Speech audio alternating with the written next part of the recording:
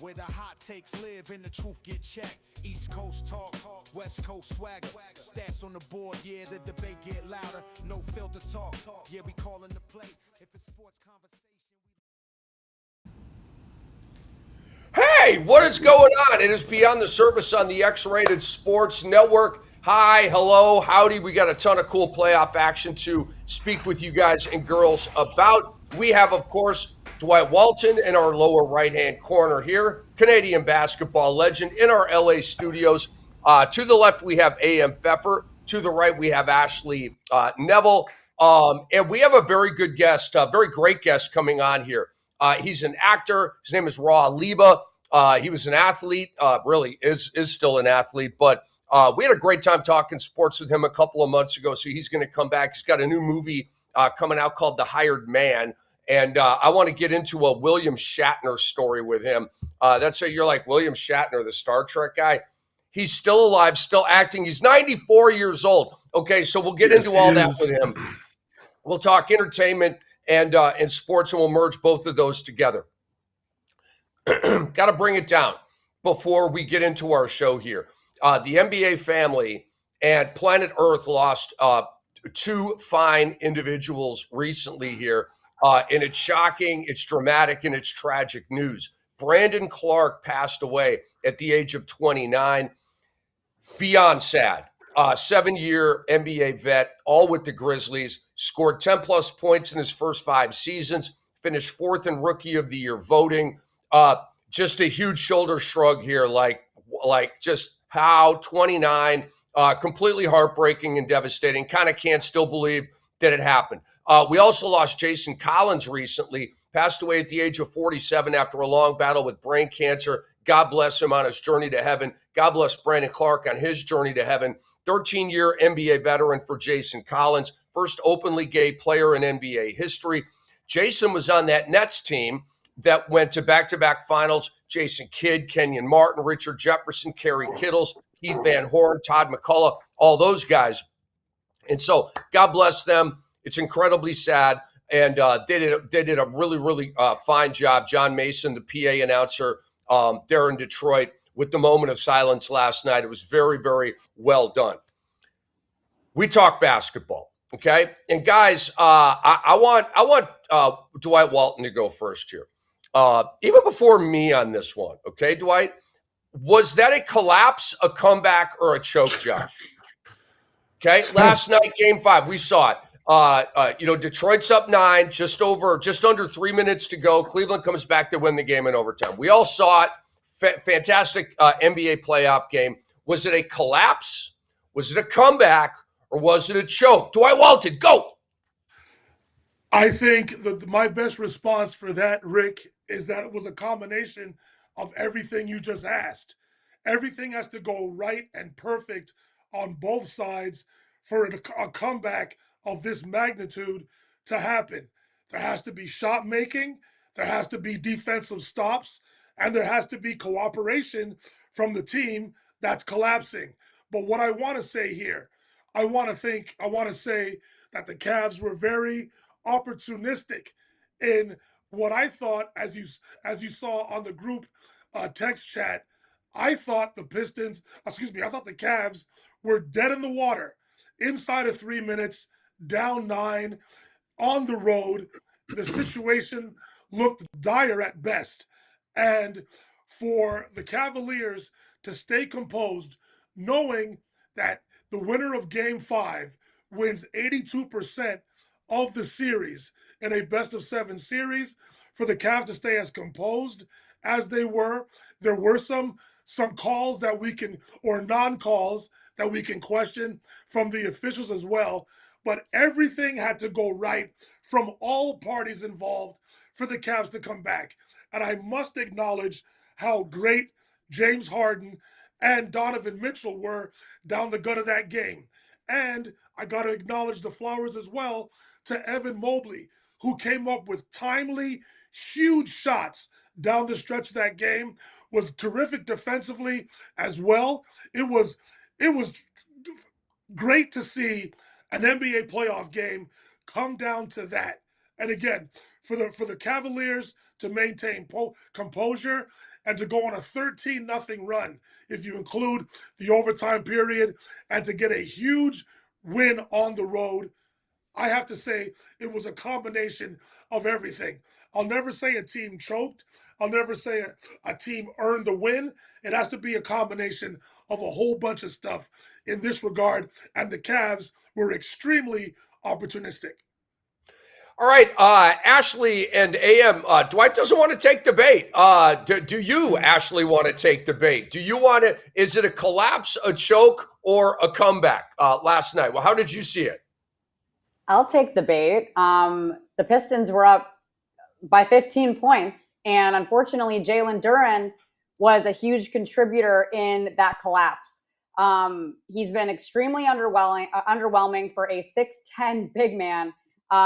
Hasn't been scoring well, hasn't been rebounding, hasn't been doing much on either end of the floor. So that's been extremely disappointing. You know, I do want to give some credit.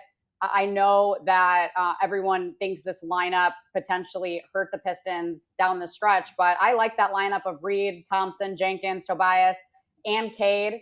Unfortunately, you got to bench the guy that helped you lose your 15-point lead. So I'm going to say that this was a Pistons collapse, but I'm also going to give credit to the Cavs as well, obviously, because they still had to step up and contribute. I'm going to say it's more of a collapse, but like Dwight said, James Harden has looked great. I think the past 3 games, he's really stepped up. Evan Mobley hit 2 really big threes down the stretch when you mentioned his shooting. But we also got to give credit to Max Strus. 20 points off the bench. He's the kind of guy that's been there before. He's been to the finals. He's been in big playoff moments. So I got to give some credit to him as well. Also, that Dennis Jenkins as well on the Pistons. We're seeing a lot of these guys who might not get all the credit, but they've done a lot as role players. But again, Pistons blew that lead. They collapsed, and the Cavs capitalized, as they should. So hold on. Right. So Rick, Yeah, wait. So Ashley's a lot like me then. So I'm not on an island. She's giving credit to both sides. Because again, you can't just say it was one or the other. Everybody cooperated. Anyways, my fault, Rick. Go to AM next. No. It is all of these things. And look, this is. We're all exchanging opinions here. I'm going to hit you with my answer after AM right here. But I'm of the 3 options. I'll just say I'm rather definitive personally on how this went down. AM, hit me. Was it a choke? Was it a collapse, or was it a comeback? Rick, I'm taking that worm right off the hook you're dangling in front of me. Total choke job. Collapse to me is literally like you gave away 9 points in like 47 seconds. Reggie Miller did something to you, right? Whatever it may be, like that's actually a collapse. 3 minutes in an NBA game might as well be 30 in real life, right? It's like that planet in Interstellar. Like it's 10x how time warps in an NBA game. So like, and this wasn't really the Cavs coming back necessarily. Like, they should have been closer in the game at that point in the game based on how it was going. And there were times in the third and even earlier in the fourth quarter that they got it down to 2 and 4 points. So like, yeah, I'm going to give credit. And Ashley did a wonderful job explaining everybody on the Cavs and what they did, especially Max Strus, who was like, I think 7 for 9 field goals, and all 7 of them were 3-pointers. Like, that was amazing. But ultimately, this is just a choke job by Bernie Bickerstaff, a choke job by the rest of the Detroit Pistons, who can't play defense, who shouldn't have been on the floor, who couldn't get it done, who just let the Cavs back in the game, not because they collapsed totally and not because Cleveland came back entirely themselves. The Detroit Pistons just choked this away. They got tight. They got nervous. Bickerstaff was putting in the wrong guys at the wrong times, and they just let this slip out of their hands. Choke. I'm buying what you're selling, AM. We are on Choke Island over here, and Dwight's I loved his reaction when you said choke, and he gasped. And look, Dwight knows this. I've been around ball players, blessed to be around ball players a lot in my life. Yeah. They don't believe it. They don't believe in the choke thing. They're not wired that way. That's a media thing. Like a players that like every once in a while a player will be like, yo, I choked, but what is that, 1 in a million? They just don't think that way. So I totally respect that. But all that said, this was a choke job. This is what choking looks like. You guys, I thought about this last night. So I learned a lesson at the tryout for the high school baseball team when I was, 16 years old. I did not make the team. It created the epiphany that I wanted to be a sports media guy. It all kind of worked that way. At 56, I'm still kind of living off of that. But I choked at that tryout. I choked a bunch of badass kids, right? I mean, I went to a big-time high school, tons of kids, tons of money in the community. And so it was very, very competitive. And I'm out here, and I got a little spooked. I'm like, damn, these dudes can really go. And I sucked, okay? Didn't make the team. Probably the only time in my life I've ever choked was that moment right there. I learned a lesson from that. So I know choking, and I've emerged from it. I'm also a Minnesota sports fan, okay? I'm repping my Wolfies today because the last time I wore this gear, they got a big win, okay? I'd like a little bit of a Game 7. The Minnesota Vikings are the chokiest franchise in the history of the world, okay? The chokiest franchise in the history of the world. I was a Vikings fan until I was 49 years old, and then I divorced. Okay, I'm divorced. I'm no longer a Viking fan. I'm still an NFL team free agent. I just really don't care. I'm a fantasy football guy. I watch football. I love football. I don't care about the fanboy because the Vikings ruined that for me, okay? I'm no longer a fan of theirs. Matter of fact, I revel in their losses now. I laugh at them now, okay? I know choking. Gary Anderson, remember 1998 against the Falcons? Homie didn't miss a field goal all year, and he missed a 38-yarder to go up 10 and end the game, and he missed it. That's choking, okay? The Minnesota Timberwolves have had a very choky history. How about the Minnesota Twins? Guys, I believe the Twins have lost like 20 straight playoff games. I'm not making this up. It's the longest streak in Major League Baseball history. They've lost 20 straight playoff games. How do you do that? You choke, okay? That's why I talk about James Harden. And by the way, I've got a lot of cool stuff to say about James Harden, okay? Coming up next. Tony Romo, major choke artist. I can't stand his broadcasting right now. I think he's corny. I think he's hokey. I think he's absolutely terrible and overpaid, okay? But let's go back to his career. Unbelievably talented thrower of the football. The guy had arm talent. He's in the Hall of Fame of arm talent. I will give Tony Romo that, okay? He's also in the Hall of Shame of choking, okay? 3rd and 9, it wasn't happening, bro. It was Tony Romo. He will make a mistake, take a sack, some damn thing, okay? I know choking. This was a choke job. Carson Palmer style. Remember when Carson Palmer threw like 5 interceptions in a conference championship game? Do you guys remember that? He was choking, okay? Pistons up 9 with 2:51 left. The Cavaliers started trapping Cade Cunningham, who had 39, and J.B. Bickerstaff and the Pistons were like, I don't know what to do now. They're trapping. We have no answer for that. Give me a break, dude. Tobias Harris, invisible outside of the little thing with Jalen Tyson, and then Tobias Harris started going crazy with bucket after bucket. That was his only little run of the game, okay? Jalen Duren was so bad that J.B. Bickerstaff went to his 3rd-string center, Paul Reed. Speaking of Paul Reed, if you want to go Paul Reed over Jalen Duren, I don't like it. But okay, maybe. Why wasn't Isaiah Stewart in the game at the end of the game? I don't understand that. Isaiah Stewart's been a stalwart for this team all year. He had 8 points in 11 minutes, but Paul Reed plays 17 minutes. Paul Reed finishes the game. There's no way, okay? So you're rocking with Paul Reed at the most important moment of your entire season. That makes no sense to me at all. Paul Reed had a huge turnover. Remember when he got an offensive rebound and just was like, I don't know what to do with the ball. And the shot clock runs out. With like a minute 45 to go, they're up like 5 or something like that. dude. And then he's walking up the court kind of motioning, I should have shot that. No shit. What was that, dude? He shouldn't have been in the game. He shouldn't have been in the game. JB Bickerstaff, who is my pick for Coach of the Year, and I'm not unpacking that. I think he should win the award. I think JB Bickerstaff was terrible last night, and I love him. I do. I'm just saying last night, I don't think JB Bickerstaff did a good job at all. He got out coached. And by the way, the Dean Wade Max Strus thing, I mean, for the love of orange, dude, for the love of long hair, like what?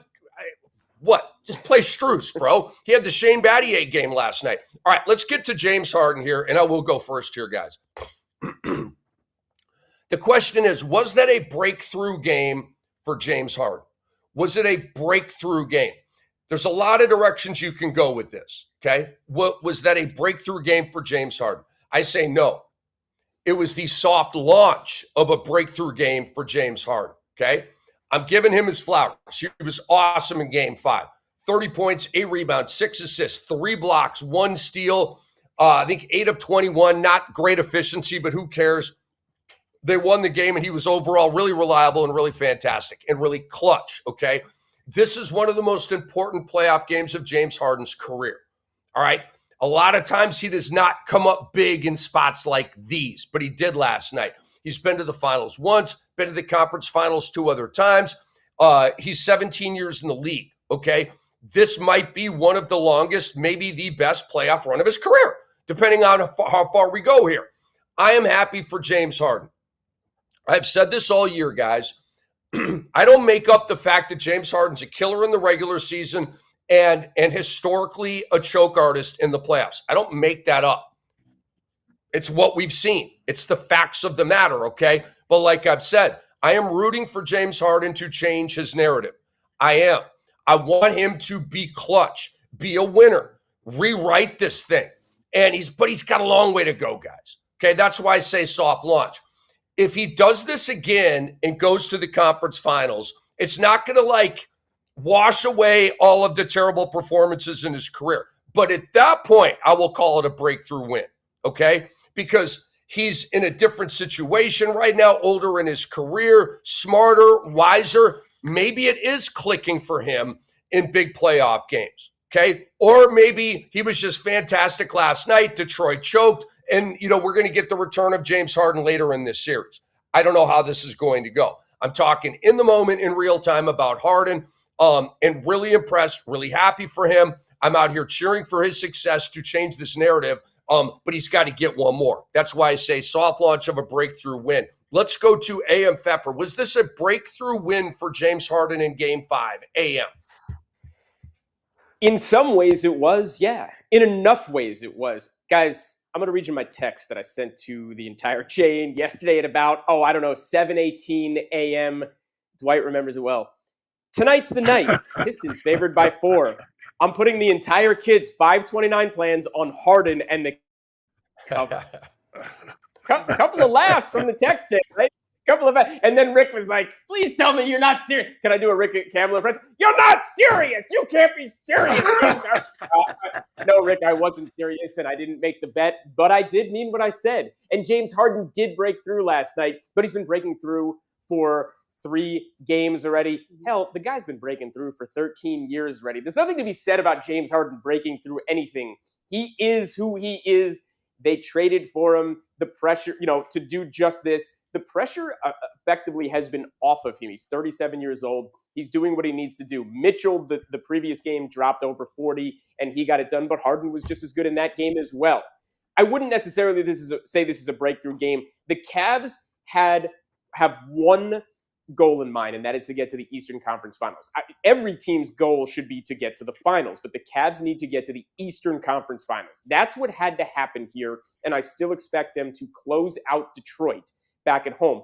Before the season started, to me, and I think to a lot of us, it was the Knicks and the Cavs. Well, when it comes time to last men standing, it should be the Knicks and the Cavs in the Eastern Conference Finals. That's ultimately what should have been and what we should see. And a lot of that was because they traded for James Harden middle of the season when they realized a lot of the rest of it wasn't working, and Darius Garland, who who he was expected to be this year. So the front office pivoted, and now Harden is giving the team the breakthrough moment that they need to get back to the Eastern Conference Finals. I love it, man. I love it. Let's go to Ashley next. Ashley, was that a breakthrough game for the Beard or not? I mean, I would have to agree. I think his soft launch, if you will, was in the previous game in game 4 when he put up 24 points and 11 assists and win the game. I mean, when James Harden is scoring and shot creating, they win the games. They've won 3 in a row.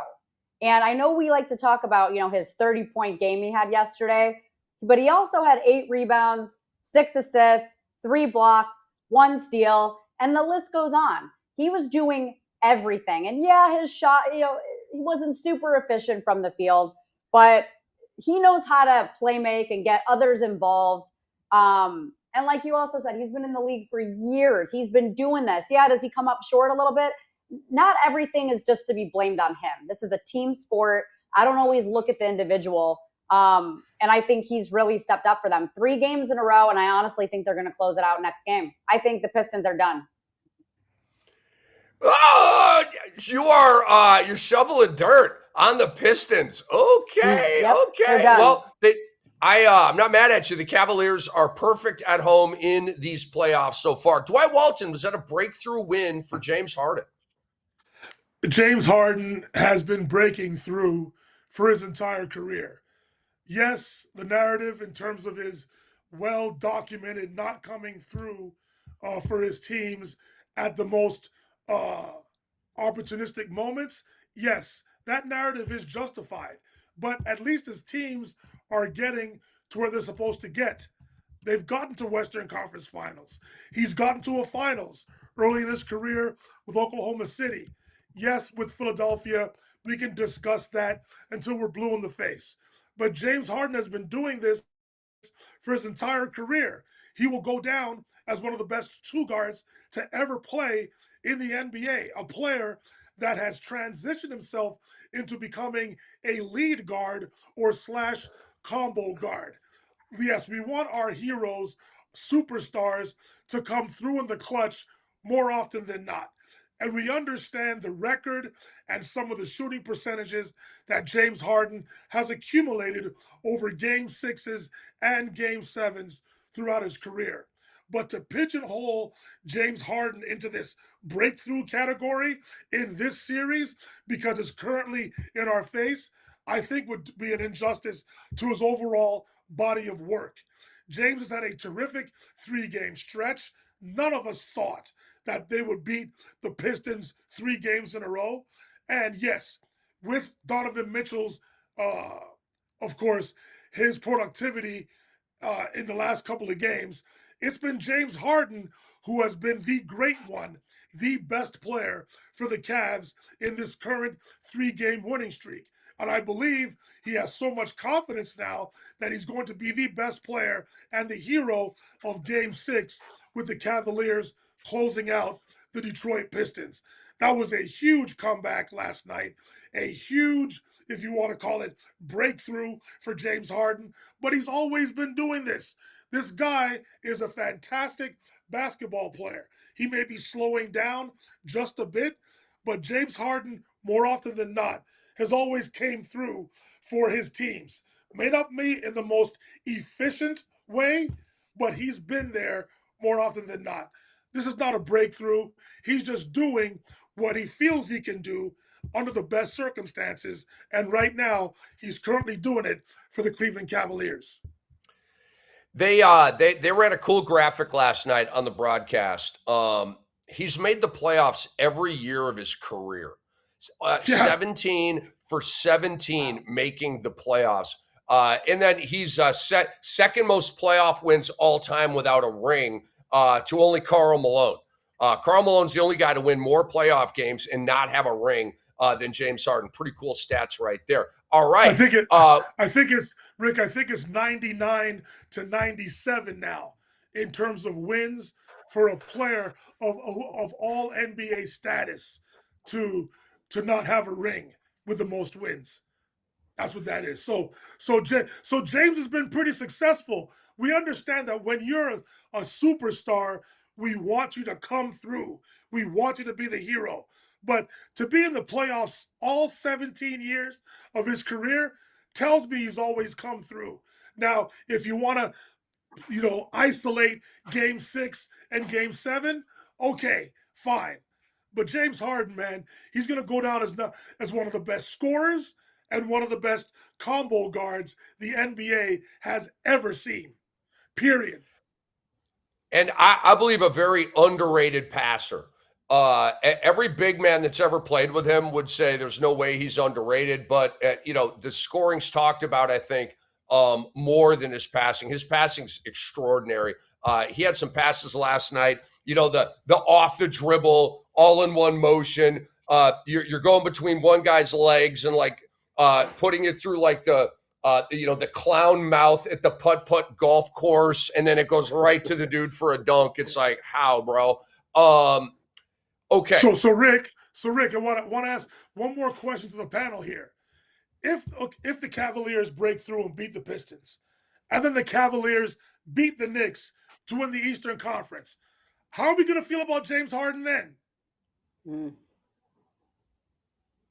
Panel? I need to see how it all. I need to see how it all plays out. But go ahead, Ashley. Yeah, I'll apologize for what I said, but again, we're talking 17 years of him choking in big moments, and we're not discrediting everything he's done in terms of winning, in terms of scoring title, in terms of MVP. I'm not discrediting that, but unfortunately, media, fans, we remember those big moments. We remember guys who never won a championship. People can say, oh, that's not true. Rings aren't the only thing that matter, but look at Charles Barkley. He never hears the end of it when he's talking to Shaq, right? With the other guys who've never won a championship, that does put a stain on your career when we are talking about the best ever types of conversations. I'll give him his flowers. I will, but we also do need to see how this pans out. I think, as Rick was saying, what if it's Donovan that breaks out in the next game, right? What if it's Donovan that has a great series next round and it's not James Harden? So I think we need to see how it plays out first. But I am willing to apologize to James a little bit, but we want to see a championship. I don't want to see another Western Conference or Eastern Conference finals. I don't want to see a finals. I want to see him get the job done. So I'll give him his flowers, but there is still that asterisk there where if you don't win at all, to me, it's going to be another disappointment. Yeah, I don't know what I'm supposed to think about James Harden, because Dwight, what you're ultimately saying is if they win the Eastern Conference Finals, you're also making the assumption that it is James Harden who's the one who led them there, and he's otherwise playing out of his mind against the Knicks. Who knows if it's going to be Donovan Mitchell or the Winter Soldier or Dean Wade. It's not going to be Dean Wade. Let's be honest, it's just not going to be. But we'll see. I'm not supposed to. Again, I don't know what I'm supposed to think of him. In all-time NBA, and I've said this and I've been on record before, he's not in my top 10 point guards. He's not in my top 10 shooting guards, but he's number 7 all-time combo guards. Guys, all-time. It's enough for us to just throw out words like all-time, but in the 75 year history of the NBA to say he's all-time, I have him as a pantheon guy. He's already in my mind incredible. He has the MVP for a year in the league. I love James Harden to a degree, but I don't think I need to apologize to him. I don't think there's anything to be, again, I sent the text expecting him to do what he did last night, and he did it. He's had enough phenomenal moments to overshadow the bad moments in the playoffs for me to believe that he is a pantheon guy in the NBA. We'll see what he does against the Knicks. That was my point. That was my point. Yes, and that's my answer. I'm not coming off that. It's already there. If that's what you're looking for, you got it, pal. Second your motion. All right. So I like that the word apology came up here. I recently apologized to Tobias Harris. I was wrong. I said I was wrong about Tobias Harris. I mean, the way he's like shot up, I have not been wrong about what I've said about James Harden. I have only been reacting to what I've seen on the wood. Okay. So why would I apologize to that? Has James Harden choked in a lot of big playoff games? Yes, he has. Nothing is going to change that.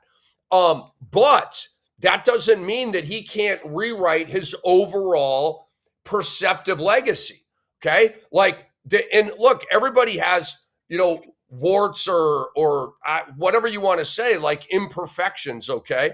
But Dwight, your question forced me to think, what's the finish line for James?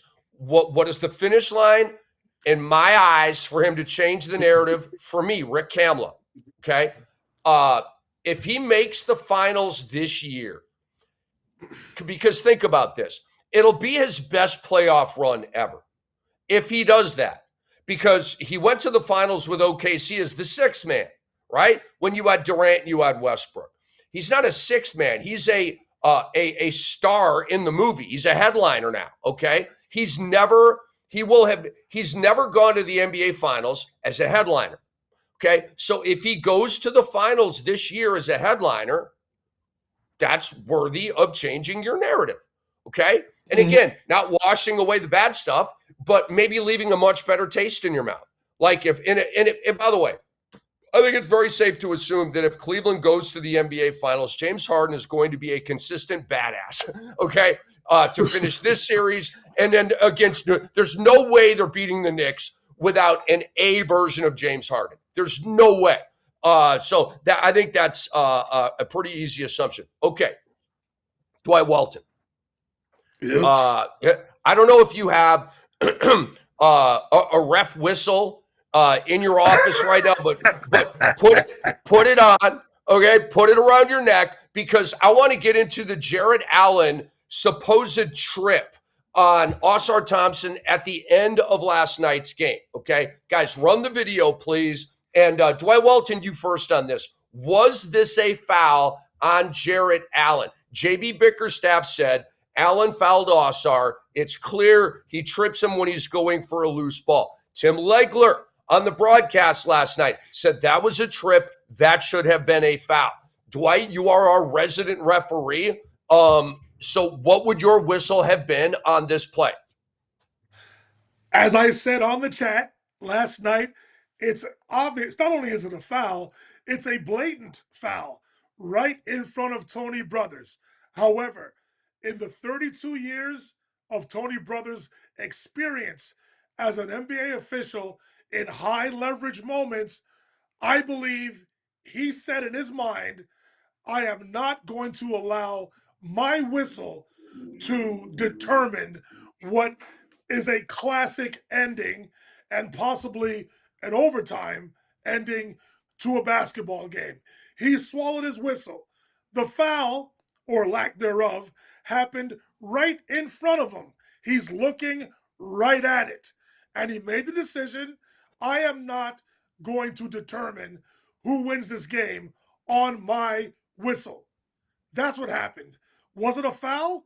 It's clear as day. We all see it. It was definitely a foul. But Tony Brothers understood the assignment.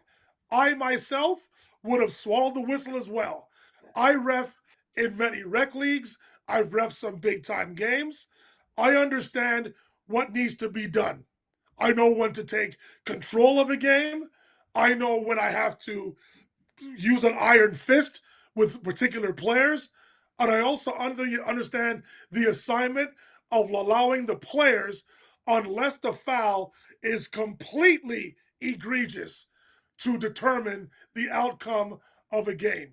Tony Brothers made the absolute correct judgment on this no call on Jarrett Allen against Ausar Thompson. All right, let's go to our LA studios. Dwight, very emphatic about that. He said it was a foul. I want to know if we have a debate here. Okay, let's go to LA. Let's go to the left. AM Pfeffer, what would your whistle have been on that play? Was that a foul on Jarrett Allen?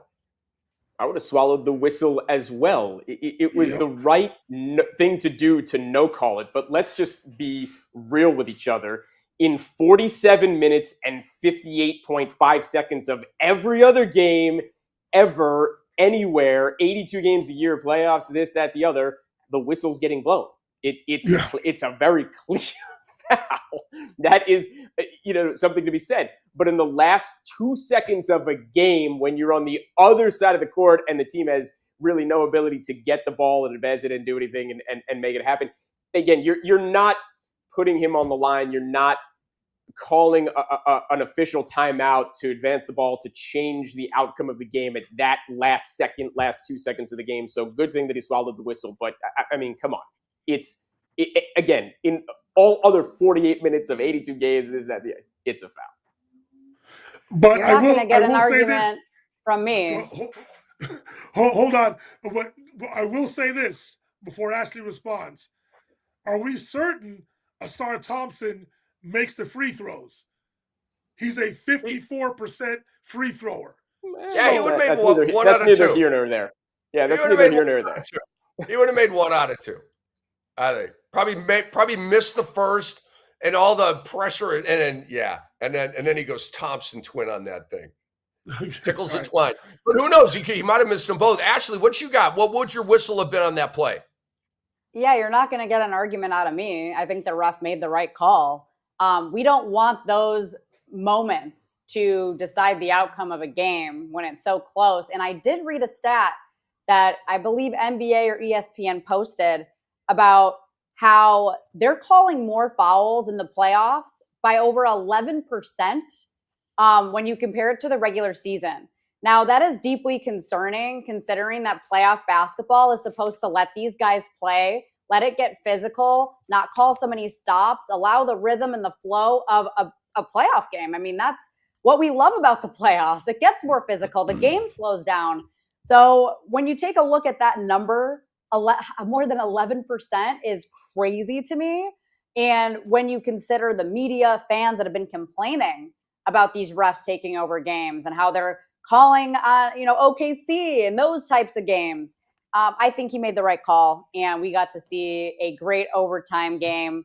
And it ultimately, I think it paid off. It made it more exciting. And in those moments, you don't want the ref to be the game. You don't want them to be the main character. So I'm with AM. I'm with Dwight on that.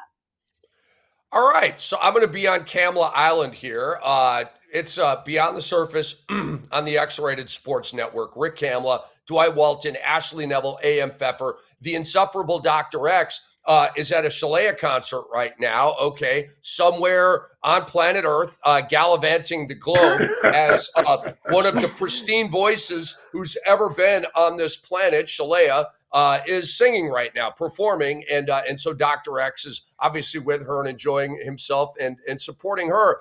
So we'll get him back hopefully next week. And we've got Raw Liba scheduled, and hopefully we can get him on in about 20 minutes. I feel like I'm a little bit in the twilight zone here because I don't think Tim Legler's I don't think Tim Legler's crazy. I don't think JB Bickerstaff was a little bit crazy last night, but in general, he's not crazy. Dwight Walton's not crazy. AM Pfeffer and Ashley Neville are not crazy. So why? Debatable. Why am I failing to see the foul here? I don't see the foul here. I don't think it's clear. I don't think it's obvious. If this is a foul, if this is a trip, it is the most cleverly disguised trip I've ever seen. Because he does a little like do-si-do at the end. He does like a little, like right there. He does like a little kind of spin. Like, is he literally trying to get a foot in there to trip Asar Thompson? Okay, he's off balance there. How is he intentionally tripping Asar? I just don't see it. I see a big man, and I see one of the best athletes on earth going for a loose ball. Best athlete on earth beats big man to ball. Big man gets thrown off his platform a little bit. He spins a little bit out of control, bangs into Osar. That's incidental contact. And so I do in the first quarter of a February regular season game, that's not a foul to me. I just don't see the foul. Bump it. I don't know if I see the trip, but I do kind of see the bump. And it kind of does look like Rick, you're kind of saying what it is. It's a loose ball foul. It's not a tripping. I mean, it would have been incorrect for brothers to say this is a tripping foul, but why can't you just loose ball foul? I hear you. Hold on. So Osar gets a left arm up on Allen. To me, there's see that? Osar gets a little bit of a left, like an arm bar up. So, but that's not a foul. So I just see two guys going for the ball. That's not a foul on Jared Allen. But you know what, Rick? Help me out. If you look at the body language of Jared Allen, he looks guilty. Then James Harden puts his two arms up. He looks guilty. They're hoping Tony Brothers don't see nothing. Just look at it. Look at it. They're both hoping Tony Brothers is like, Dad, don't say anything. Please don't. Don't say anything. And that's what happens. That's what happens. Look, here's the wide look again. Watch. Bump. No. Good. That's what happened. They were relieved. There was body contact. Whether it was on the hip, look at Mobley's lower right leg, I believe. Right? There. That's a trip. That's a trip. Watch it again. Watch Aaron's leg. Right? There. That's a trip. This is one of those psychedelic prints where they say if you stare at it, you'll see the sailboat, right? By the way, I can never see the sailboat. I'll stare into that thing for 3 minutes. I can't see the sailboat. And then some woman will walk up and find, oh, I see the sailboat. There it is right there. I'm like, so I don't see the sailboat here. Okay. All right. So let's move on. Good debate right there, guys. I'm on Camel Island with that. Okay. Ooh, it's about to get spicy in here. AM Pfeffer, you first on this one, dude. Let me give you a little bit of a setup. We got to talk Jalen Duren. Okay. Jalen Duren. Yikes, bro. Yikes. We're going the wrong way. Okay. And could be costing himself millions. Should the Pistons max out Jalen Duren? That's the question. Last 3 games, he's gone 9-5-4. By the way, I told my dentist yesterday to play the double-double prop on Jalen Duren. Jalen, why you do me that way, man? Come on. Come on. I had confidence in you, bro. Anyway, 9-5-4, 8-2-2 in the previous game, 11-4-2 in the previous game. So as James Harden is surging, Jalen Duren is shrinking. All right. He's been outplayed by every opposing center in these playoffs, I think, even including Dean Wade. He this year was a first-time All-Star. Dean is just catching strays, man. He is a most improved player finalist, and he's eligible for a contract extension, guys. If Jalen Duren is all NBA, which could happen, he could make 5 years and $287 million. Jalen Duren, 5 years and $287 million. Stop laughing, okay? Okay, AM Pfeffer, you first. Should the Pistons max out Jalen Duren? Nope. Listen, at this point in history, max guys, and you just said it, Rick, are making between $50 to $60 million a year. That's what goes on in the NBA. And that's effectively a small fraternity of guys who are around somewhere between 12 to 18 guys in the league per year. And yeah, you can start saying, well, 12 to 18 adds up to basically first team, second team, third team, all NBA. But, and there's a big but here, all right? If you're making between $50 to $60 million a year, I don't care what you look like in the regular season. I don't care what you're doing over the 82. When you get to the playoffs, if you're a $50 to $60 million guy, you are an absolute stud, superstar, not taking a night off, effectively changing the game, gravity bending star on your team who is counted on in the fourth quarter or whenever needed for your team. Jalen Duren is not even close to that, and he just proved it. And this is my problem and why I've been banging the table about De'Aaron Fox all year, right? Because it's like De'Aaron Fox is a phenomenal player, but he's some nights on and some nights off, and you saw it in Game 4 against the Timberwolves in that series where he wilted in the fourth quarter. Wemby was out after getting ejected. And by all means, Fox had a pretty good game other than that. But in the fourth quarter, when it mattered down the stretch, Ant-Man's getting it done and Fox isn't. And now San Antonio's got a problem because he's going to be for the next 4 years a $50 to $60 million guy. If you're a $50 to $60 million a year guy, yes, I'm reiterating it. Yes, I'm punctuating it. You need to be superstar, playoffs, fourth quarter. You're part of the equation. Jalen Duren isn't even close. No max extension. No max for you. Ashley Neville, are you maxing out Jalen Duren if you have the opportunity this summer? As of right now, no, based on all of the facts you just displayed. But we do have to remember he's only 22 years old, okay? And he's young, and there still could be potential there to learn, to grow from these moments. Now, we've seen superstars getting paid max where they don't show up in big moments of the playoffs. I mean, how much has James Harden made in his career? Yeah, he was an MVP. Yeah, he led to the scoring titles. Yeah, he's an all-NBA player multiple times. But I can't just base it off of one playoff run just because he is so young. And he did make the all-star team this year. And he probably will make an all-NBA team, probably third team if I had to guess. I mean, the regular season, you know, he did average almost 20 points per game, but that drop off in his total shooting percentage going from 68.8% in the regular season to 54% in the playoffs is extremely concerning. And yes, we do want a player that we can trust in big moments in the playoffs because that's what it's all about. But without his production in the regular season, they might not be here right now because Cade Cunningham is the only player that has really stepped up. Even in the regular season, we've been saying this all along. They don't have enough depth. It's all about Cade Cunningham. But Jalen did have a good season. Am I maxing him out, though? That's a lot of money to pay him, especially when he hasn't been showing up in these big moments. But like I said, he's 22 years old. There is upside. There is potential. And the center role in general in the NBA right now is extremely hard to fill, especially in the playoffs. So I'm going to cut him some slack. And I wouldn't be mad if they threw the max at him. I wouldn't be mad at it. I'd understand. But would I? Probably not.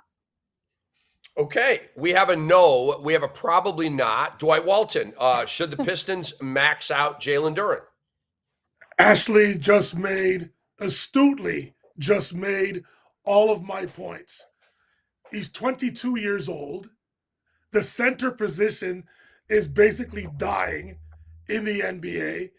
He has the potential to get better. If you saw the move right after Evan Mobley dunked on Asar Thompson, if you saw the move that Jalen Duren made, he scissor dribbled, spun on Evan Mobley, left him on the block, and dunked it. He's 22.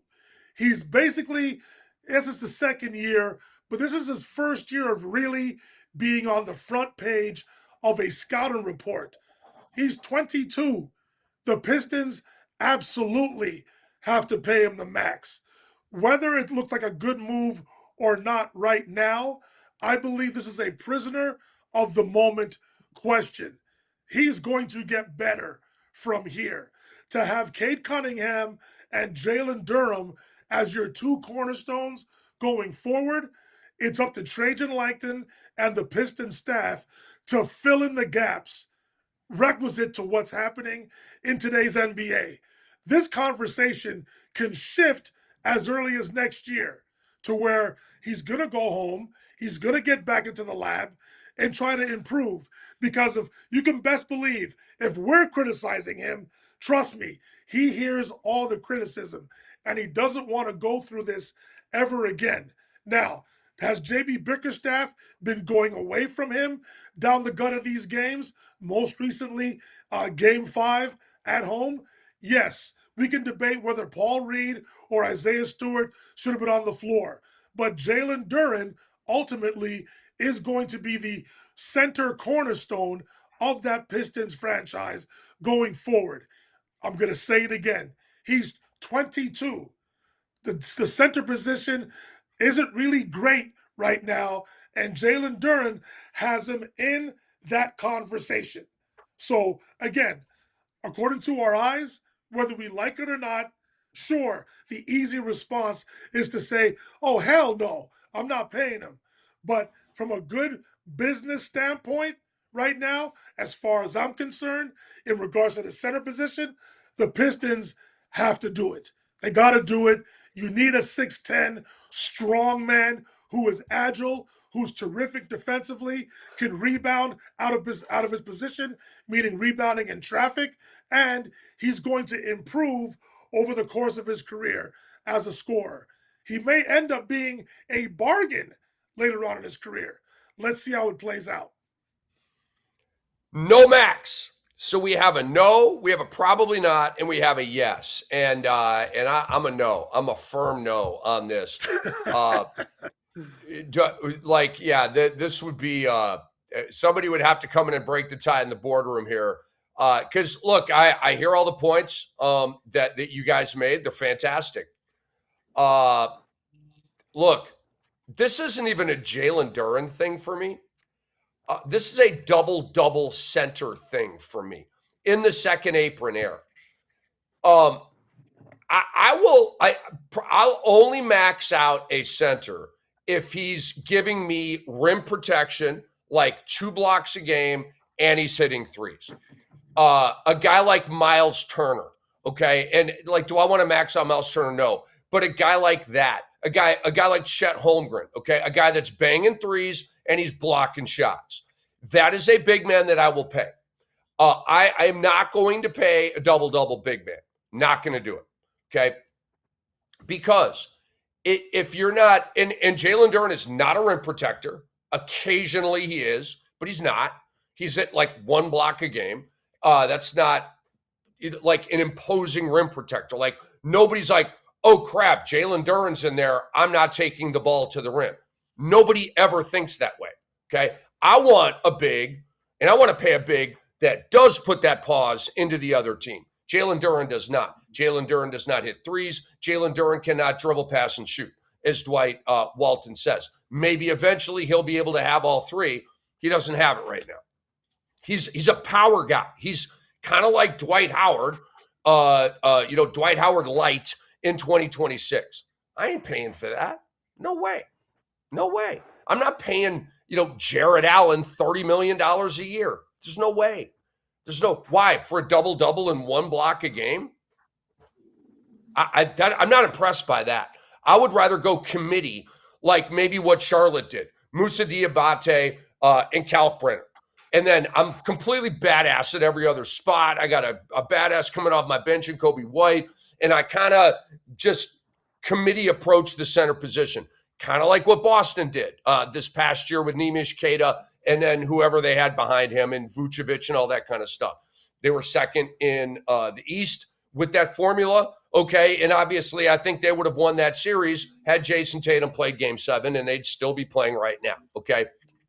So that works. That's what I would do. Centers, to me, are like running backs in the NFL. It's a committee. I was just about to say that. It's a committee position. I'm a fantasy football guy. Do I like running back by committee? No, I hate it, okay? That's why I take running backs very, very high. You got to take wide receivers, okay? There's like 10 bell cow backs in all of football. There's like 10 of them, okay? And then every other guy is like chopped in half. You get half a back here, you get half a back here, you get half a back here, you get half a back here. Okay, so you've got both your starting running backs are halfbacks, and I have 2 bell cows. I like my chances. Okay. By the way, don't be mowing my backyard about fantasy football picking. Don't do that. Anyway. Rick, but centers are like running backs. Come on in here. Yeah. But I am not mad. Lastly, just cherry on top. I got 4 years and $120 million for Jalen Duren. That's what I got for him. Take it or leave it. I got $30 million for you, bro. 4 years, 120 mil. That's not good enough for you. All right, well, then we're going to play this thing out. Go ahead, Am. Yeah, I couldn't agree more. Again, I just want to go back because we're talking about math, and this is really what, you said it beautifully, and I want to add to it again. 12 to 18 guys in the league deserve $50 to $60 million a year at any given time. That's it. Well, guess what? There's 30 teams, and we're starting to play this game, and this has been going on way too long in the NBA, and why the second apron is in place, where you can't have two max guys on your team unless they're absolutely max guys. If you had two max guys on every team, that's 60 guys getting paid between $50 to $60 million every year. The math doesn't work to fill out the rest of the rotation. 12 to 18 guys a year deserve it. Jalen Duren, I don't care if he's 22 years old. Victor Wembanyama is 22 years old. Chet Holmgren's 23, 24 years old. These are guys that, as to Rick's point, can block shots, can hit threes, can stretch the floor. Evan Mobley, who hasn't ascended the way that he is, but he fits that mold as a guy who could do that. He would be a guy who would otherwise get max if he could otherwise step up to what he's going to be. Jalen Duren doesn't fit that mold. He is somewhere between a $30 to $35 million a year player. And guess what? That's a lot of money. I don't care if you're 22 years old, 32, 42, 82. Not a lot. There's not a lot you could do with $50-some-odd million a year that you can't do with $30 to $35 million a year. Don't max them out. Stop making the same mistake that goes on over and over and over in the NBA. The second apron is here. It's been in play for a couple of years. You can't keep fudging the numbers. Jalen Duren can't make $50 million plus a year. Here are two other problems for Detroit. Tobias Harris is an unrestricted free agent. Tobias Harris is absolutely critical to what Detroit does. Again, I was wrong. I underestimated, and he has spiked in the playoffs, and I gave him his flowers. And so me and Tobias are good. Now, Boban is still pissed at me for what I said about Tobias. Boban he's still very, very, very, he's somewhere eating goldfish, and he's all pissed off at me, and that's fine. But me and Tobias are good, okay? But he is an unrestricted free agent, okay? I bet you Tobias Harris is going to want between 20 and 25 million a year, maybe more, okay? And you have to somehow make Duren happy. You have to bring back Tobias Harris, and you have to go get Norman Powell, okay? Because if you have Duren and Harris and Norman Powell, and you have Cade Cunningham and Duncan Robinson and Danish Jenkins, now you can go do some big things. They're one stud away. We've talked about this all year, but you got to go get Norman Powell. Norman Powell's going to be about $30 million a year, okay? So for all those reasons, I'm not maxing out Jalen Duren. Rick. And go ahead. Yeah. If you had your preference, should the Pistons go after Norman Powell, or do they call the new general manager of the Dallas Mavericks, Masai Ujiri, and inquire about the availability of one oft-injured Kyrie Irving? I'm going to get Norman Powell because I think because I don't want Kyrie and Cade. I don't want to Pac-Man Cade at all. I want it just to be Cade's show. This isn't an anti-Kyrie thing. This is like a fit thing. But to me, Norman Powell, all Cade Cunningham needs is a reliable 20 points a game. You can put it in the box score every single night before the game even starts. Norman Powell's going to get you 20, okay? And he does it efficiently. So I think that's what, just a no-nonsense, like, you know what I'm saying? Like, Norman Powell is a meat and potato basketball player. No viral highlights, not a flashy guy. He's just a bucket getter, man. Slasher, good jumper, good three-point shooter, just rock solid. Okay, that's all they need. And he defends too. And he fits their culture, right? They got a bunch of dogs, right? Norman Powell's a dog. So that's what I would do, but that's a very, very good question. Okay, I want Ashley to go first here. I'm going to give you guys a little bit of a setup. Just give you some of the rumors and stuff, and then we'll wind up and go here. Is Boston the front runner for Giannis? Is Boston the front runner for Giannis Antetokounmpo on Beyond the Surface on the X-Rated Sports Network? So Shams Charania reported the Bucks are open for business on trade calls for Giannis entering the NBA Combine over 6 weeks away from the draft. The sweepstakes are here. Golden State is, quote, hyperventilating over the possibility of trading for Giannis, according to Monty Poole. They're hyperventilating because they have no chance of getting him. Okay, that's why they're hyperventilating. And then you have the Celtics reportedly. Come on, you got to have it. It's the elixir of life right here. The Celtics reportedly pursued Giannis at the trade deadline, and Bob Manning, who's a local Boston reporter, reports that the Celtics have interest in making a trade for Giannis, with Jaylen Brown as the center of the deal, as the situation could speed up quickly. Okay, Ashley Neville. Is Boston the front runner for Giannis Antetokounmpo? And if you were Boston, would you go down this road? So I've been drafting up some potential trades here. Now,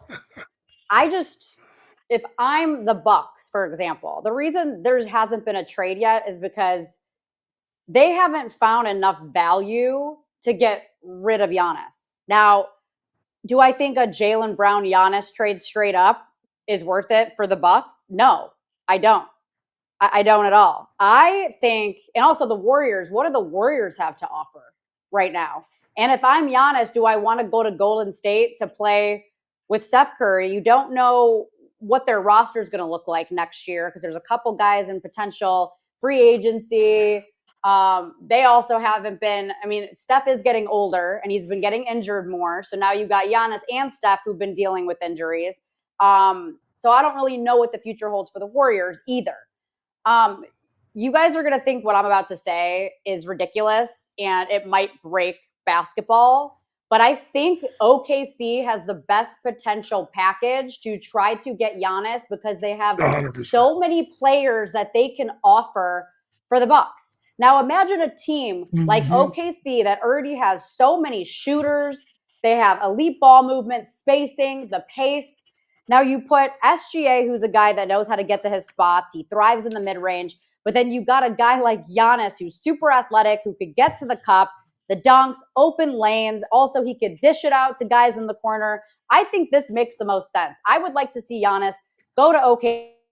I think OKC has enough assets in terms of draft picks, in terms of guys right now who are getting paid like $3 million off the bench. You got a guy like AJ Mitchell. You got Jared McCain. But also they can offer Jalen Williams in that package. They can offer multiple draft picks. So I think we're focused on the wrong teams here, where I don't think the Celtics have enough for Giannis. I don't think the Warriors have enough for Giannis. And Giannis wants to win right now. And I think the best place for him is in Oklahoma City to do that. Outstanding work. Outstanding work. Let's stay in LA. I want to bring AM Pfeffer in here. AM, is Boston the front runner for Giannis, and should Boston go down this road? We know where AM is going. Come on. Oh, that's right. Going south of Milwaukee, right? That just straight south of Milwaukee. Internally, you think you know where I'm going, but what we're about to say here, I'm not even going to mention my side piece in this piece. The Bulls will not be spoken about, guys. Let's just go to Vegas. I always do. You ask a question like this, my mind immediately goes, well, what are the actual odds? And the odds are favorably for Milwaukee, that he stays in Milwaukee. That's actually the front runner to land Giannis Antetokounmpo. And Boston is not number 2, just so you know. The Miami Heat are just behind him staying in Milwaukee. They're really the front runner. And I know, but they are really the front runner. Then it's Boston, and there's actually this third team behind them before the odds drop significantly. And no, it's not, again, my Chicago Bulls.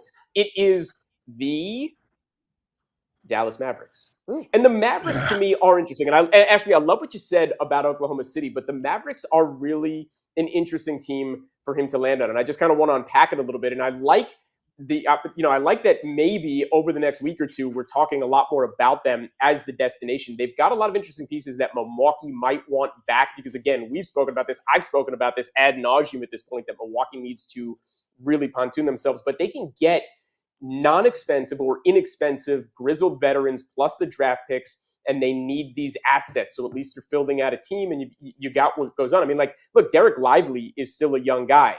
You got to add up a lot of contracts here, right? Giannis is making $58.5 million next year. So the money has to match, or you got to use a mid-level, or you got to use an exception, a trade exception as part of this. So, but you got to get close enough to $50 million so you're not killing your cap if you're Dallas. Well, unfortunately for them, Chris Middleton's $34 million is off the books because he's an unrestricted free agent right now. But you got Klay Thompson, who's only got 1 year left. That is an asset that Milwaukee might want because he's getting off the books. Derek Lively, Daniel Gafford, PJ Washington, who's on a team-friendly deal, and he's still only 27 years old for the next 4 years. You start adding up these numbers, and you might add up to Giannis. There are some big names. Now, obviously, if you're Dallas, you want to keep Kyrie, you want to keep Coop Flag. It's not even a question. And suddenly you've got Giannis down there, and you're filling out a lot of other pieces because you got off Anthony Davis. You have a ton of cap space. You start playing the game. So they really do become an interesting team to talk about. I don't know if they're going to rise up, but no, to answer your question, Rick, Boston's not the front runner. They do make sense. Obviously, I think a lot of us like to think about, Tatum and Giannis and a rejuvenated Derek White and some of the other pieces that are on there, and Mazzulla, coaching these guys up and see what they become, because, Boston has evolved so much over the past couple of years. They're a fascinating team, and I love how we're all gravitating towards them. But I really like this Dallas thing floating around. All of a sudden, Cooper Flag's timeline just shoots up. He could be a real superstar by year 2. Pair him with Giannis. Let's see where this goes. What? Wow, we get a little Dallas, we get a little OKC. Dwight was nodding as Ashley was talking. We did not go down. I don't know what the main drag is in Chicago, but we didn't go down. We didn't go to the Windy City right there. I was a little surprised by that. Dwight Walton. Me too. Is Boston the front runner for Giannis, and should Boston go down this road? So, from my understanding, the criteria that the Milwaukee Bucks want in return is a young superstar and some draft capital in return for Giannis Antetokounmpo. Now, my question to the panel, do we consider Jalen Brown to be a young superstar? Yes or no? Yes. I would still consider him a young super. And Dwight, before you continue, and I apologize, and I don't mean to take this, but you brought up such a good point, and I did such a poor job of adding in the draft capital, which again is this year Dallas, their 9th pick, so obviously Milwaukee would have 9 and 10. They'd give away the 30th pick, which they took from Oklahoma City. They have the 46th pick in the second round, so all of that just comes this year. Dallas doesn't own their own next year's pick, but we all know the rule in the NBA. They got to go to the following year anyway. Of course, another number 1 would go to Milwaukee after that. But does Boston, do they have the opportunity to offer Milwaukee the same thing right now with the top 10 pick right now? Again, that was a big reason why I like Dallas. The idea, it's like they're sitting there right now at number 9. That might entice Milwaukee. Dwight, please continue. But yes, to answer your question, Jalen Brown's still on the youngest side for superstar. He's at least right in the middle of his apex as a superstar for age. He's young enough. Oh, okay. And the Celtics may not have the overall draft capital, but to me, I'm not sure if I consider Jalen Brown to be a young superstar. What is he, 28 years old, 29? And he's had some knee issues? Is that how old he 29. is currently? 29? So does he fit the criteria that the Bucks are looking for? I'm not sure he does at this moment. I understand. Listen, there's a lot of strange things happening in Boston, specifically with Jalen Brown. Is he trying to angle himself out of Boston? It certainly sounds like it.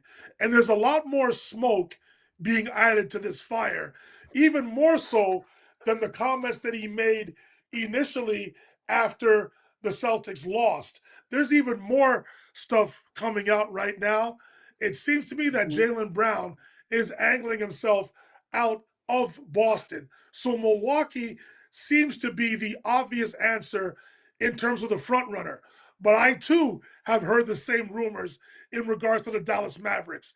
And to Ashley's point, I floated her idea back at the trade deadline with Isaiah Hartenstein probably being on the move going forward. Luguentz Dort probably being on the move going forward.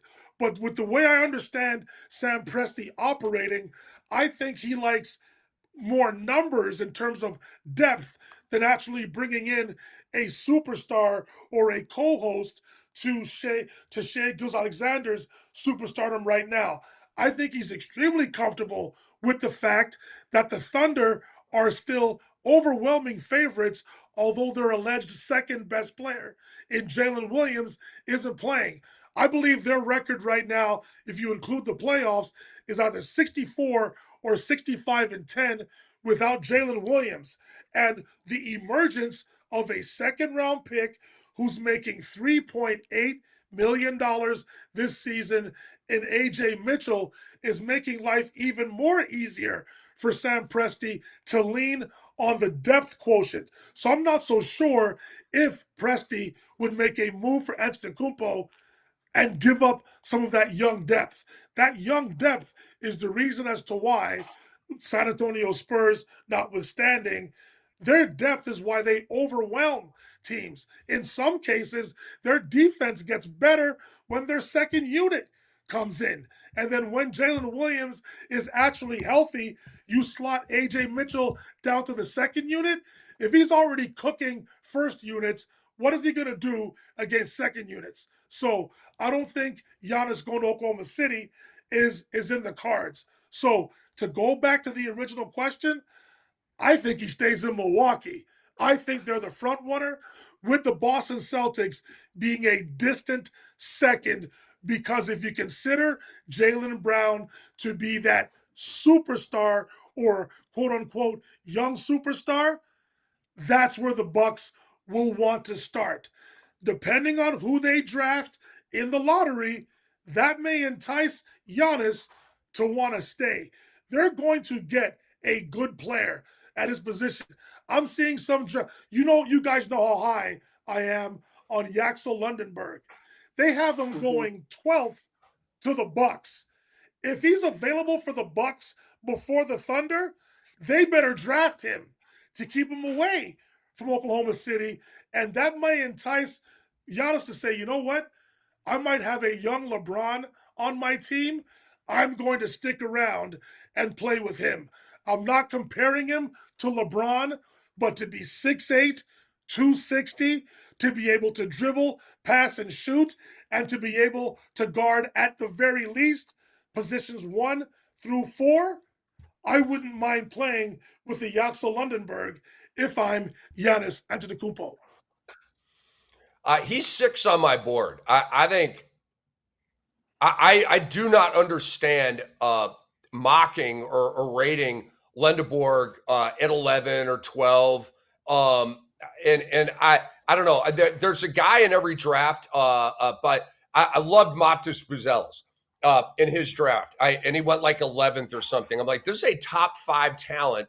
Arturas Karnisovas actually nailed that one. So many other mistakes, but he hit a home run with that. All right, my turn. Yes, Boston is the front runner for Giannis Antetokounmpo. I never thought I would see this or have to say this, but Las Vegas and the odds makers out there, AM, they have fallen for the proverbial banana in the tailpipe. The Heat? The Heat? The Heat. Bro, every single big name in the history of the Miami Heat. Dude, they never go there. They never go there. Tyler Hero, self-made, team guy. Bam Adebayo, team guy. Who are the other guy? Norman Powell, stud. Spo benched him, right? I mean, what are you doing, dude? Right? And they cobble together all these other guys. The island of misfit toys is the damn Miami Heat, okay? Andrew Wiggins and, it's just such a joke. But Giannis, Miami Heat no, they're not. No, they're Vegas. You got caught with the banana in the tailpipe. Miami never does anything, okay? It's so crazy. But the Celtics are going to make a mistake this offseason. The Celtics are going to trade Jalen Brown to Milwaukee for Giannis Antetokounmpo. It's a mistake. I would not break up the Jays. I don't care if Jalen Brown wants his own team or not. I want him on my team, okay? So, and I'm going to like cajole it and make him feel great about it. And do you guys remember? You guys remember when Kobe Bryant went to Mitch Kupchak? You guys remember that? Kobe Bryant wanted to get a trade out of LA. You guys remember that? Mm-hmm. Mitch Kupchak said, no, I'm not doing that. Once upon a time, remember Philadelphia considered trading Allen Iverson, right? Ultimately, they said, nah, we ain't trading the answer, okay? Boom. History and all that kind of stuff. Sometimes the best trades are the ones you don't make. And I would not do this but I think they're going to, okay? And Jalen Brown wants his own team. He's shown that he's worthy and deserving of his own team, okay, even if it's a mid one in Milwaukee. And could he, sort of breathe life into them and get them higher? Maybe. I don't know. He's a hell of a player. Boston is hell-bent on another ring. And so they may, if the Tracy McGrady stuff about frustration is really true, maybe they're at a point of a divorce. I don't know. Is it really that bad? Seems kind of hard to believe that it's really that bad, okay? But there's a 2-year age difference here. That's not a huge deal. You guys know I'm obsessed with that. That's why I'm not trading Alpi Şengün for Giannis. I'm just not.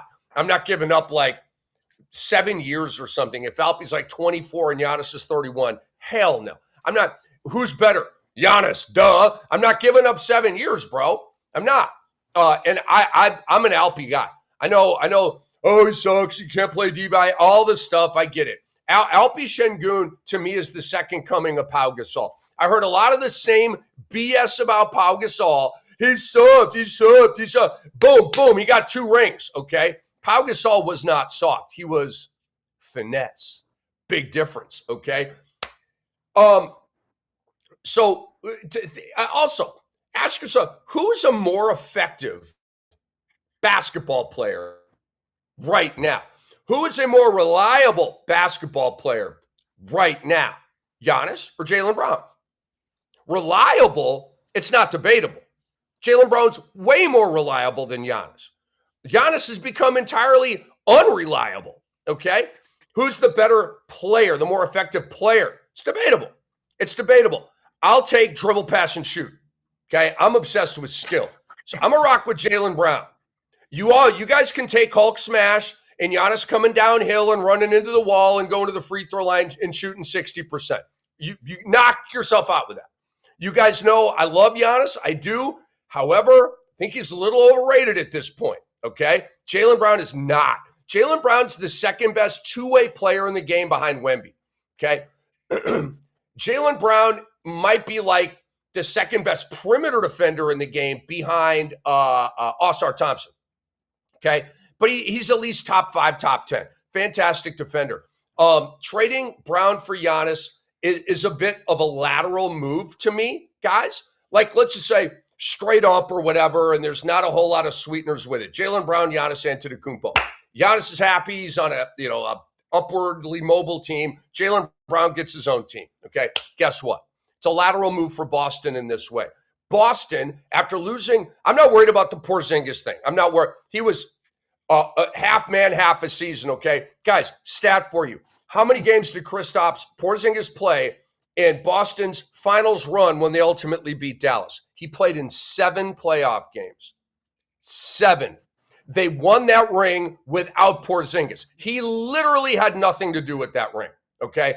But Jrue Holiday, that was the loss, okay? And so they're down that Jrue Holiday. Jrue Holiday right now is Baylor Shireman, Jordan Walsh, Sam Hauser, Ron Harper Jr., okay? Like those guys are trying to make up for Jrue Holiday. It's a mess, okay? There's no way. Boston, to me, well, it's the second apron thing. But Boston's got to get one more guy, kind of like Detroit.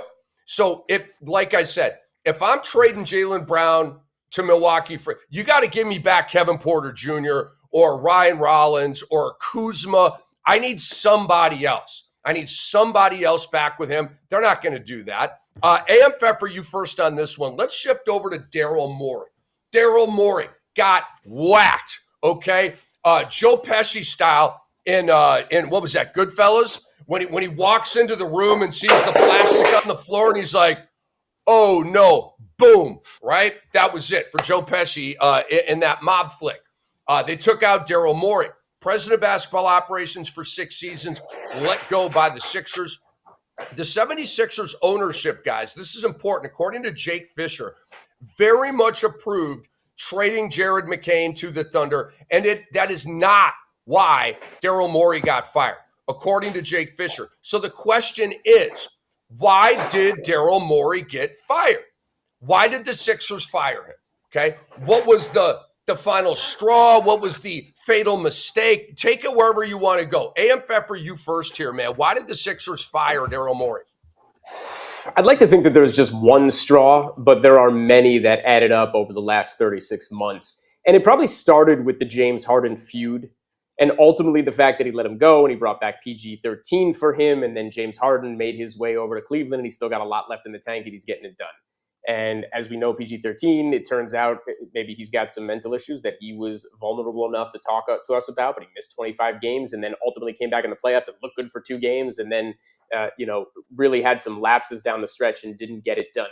The Joel Embiid extension, as we're talking about extension in the age of of the CBA that began in 2024, and here we are in the second apron, Joel Embiid's contract is absolutely the worst albatross in the entire league, but Morey gave it to him anyway, and now it's a problem. Great job getting Maxey on that team. Great job getting Edge go on that team. But yeah, you let Jared McCain go. But Jared McCain, when he did play as a rookie before he got hurt, was incredible, and you ultimately want him on the team, and you let him go for some second-round picks. So it was part of it, though. I don't, you want to call that the straw? I don't think it's necessarily the straw. I think there's a number of things. Look, Daryl Morey had gotten himself in trouble. Let's not forget, with the entire country like China and Taiwan. He put himself in the middle of all of that, and it was a disaster PR-wise for both the Sixers and the league. Like, these are not the things you ultimately want. Daryl Morey had a time and place in this league. He was perfect where he was in – oh, I just dropped my pen. Down in Houston, he was incredible for the time that he was down there, and he did some good things when he first got to Philadelphia, and he turned that team around and he made it competitive again. But he had them effectively below that threshold. They were below the top 6 teams, right? Morey was not getting it done nearly enough. The team that he put together felt like a team that was better 5 to 8 years ago in the NBA. He's not looking at the future the same way that the NBA has to go. The 2024 apron changed everything. I'm glad we're bringing it up so much. I'm glad we're talking about it, and I'm glad we're recognizing where Giannis can go, because it's a bigger conversation. I love that you brought up Oklahoma City Thunder, but hey man, SGA is due for an extension 2 years from now. It's going to bring him over $60 million. Chet's extension kicks in next year at over $40 million. Unfortunately, if you bring in Giannis next year for 1 year, that's going to work.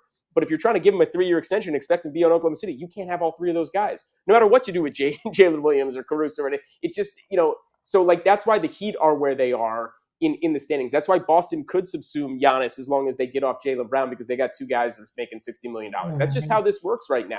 And when you think about what's going on with the Sixers, they're in trouble. You look at PG-13's contract, you look at Embiid's contract, you look at Maxey or Maxey or Edgecombe as they come up, and why you couldn't keep McCain. Morey didn't see the smoke through the trees. He had to go.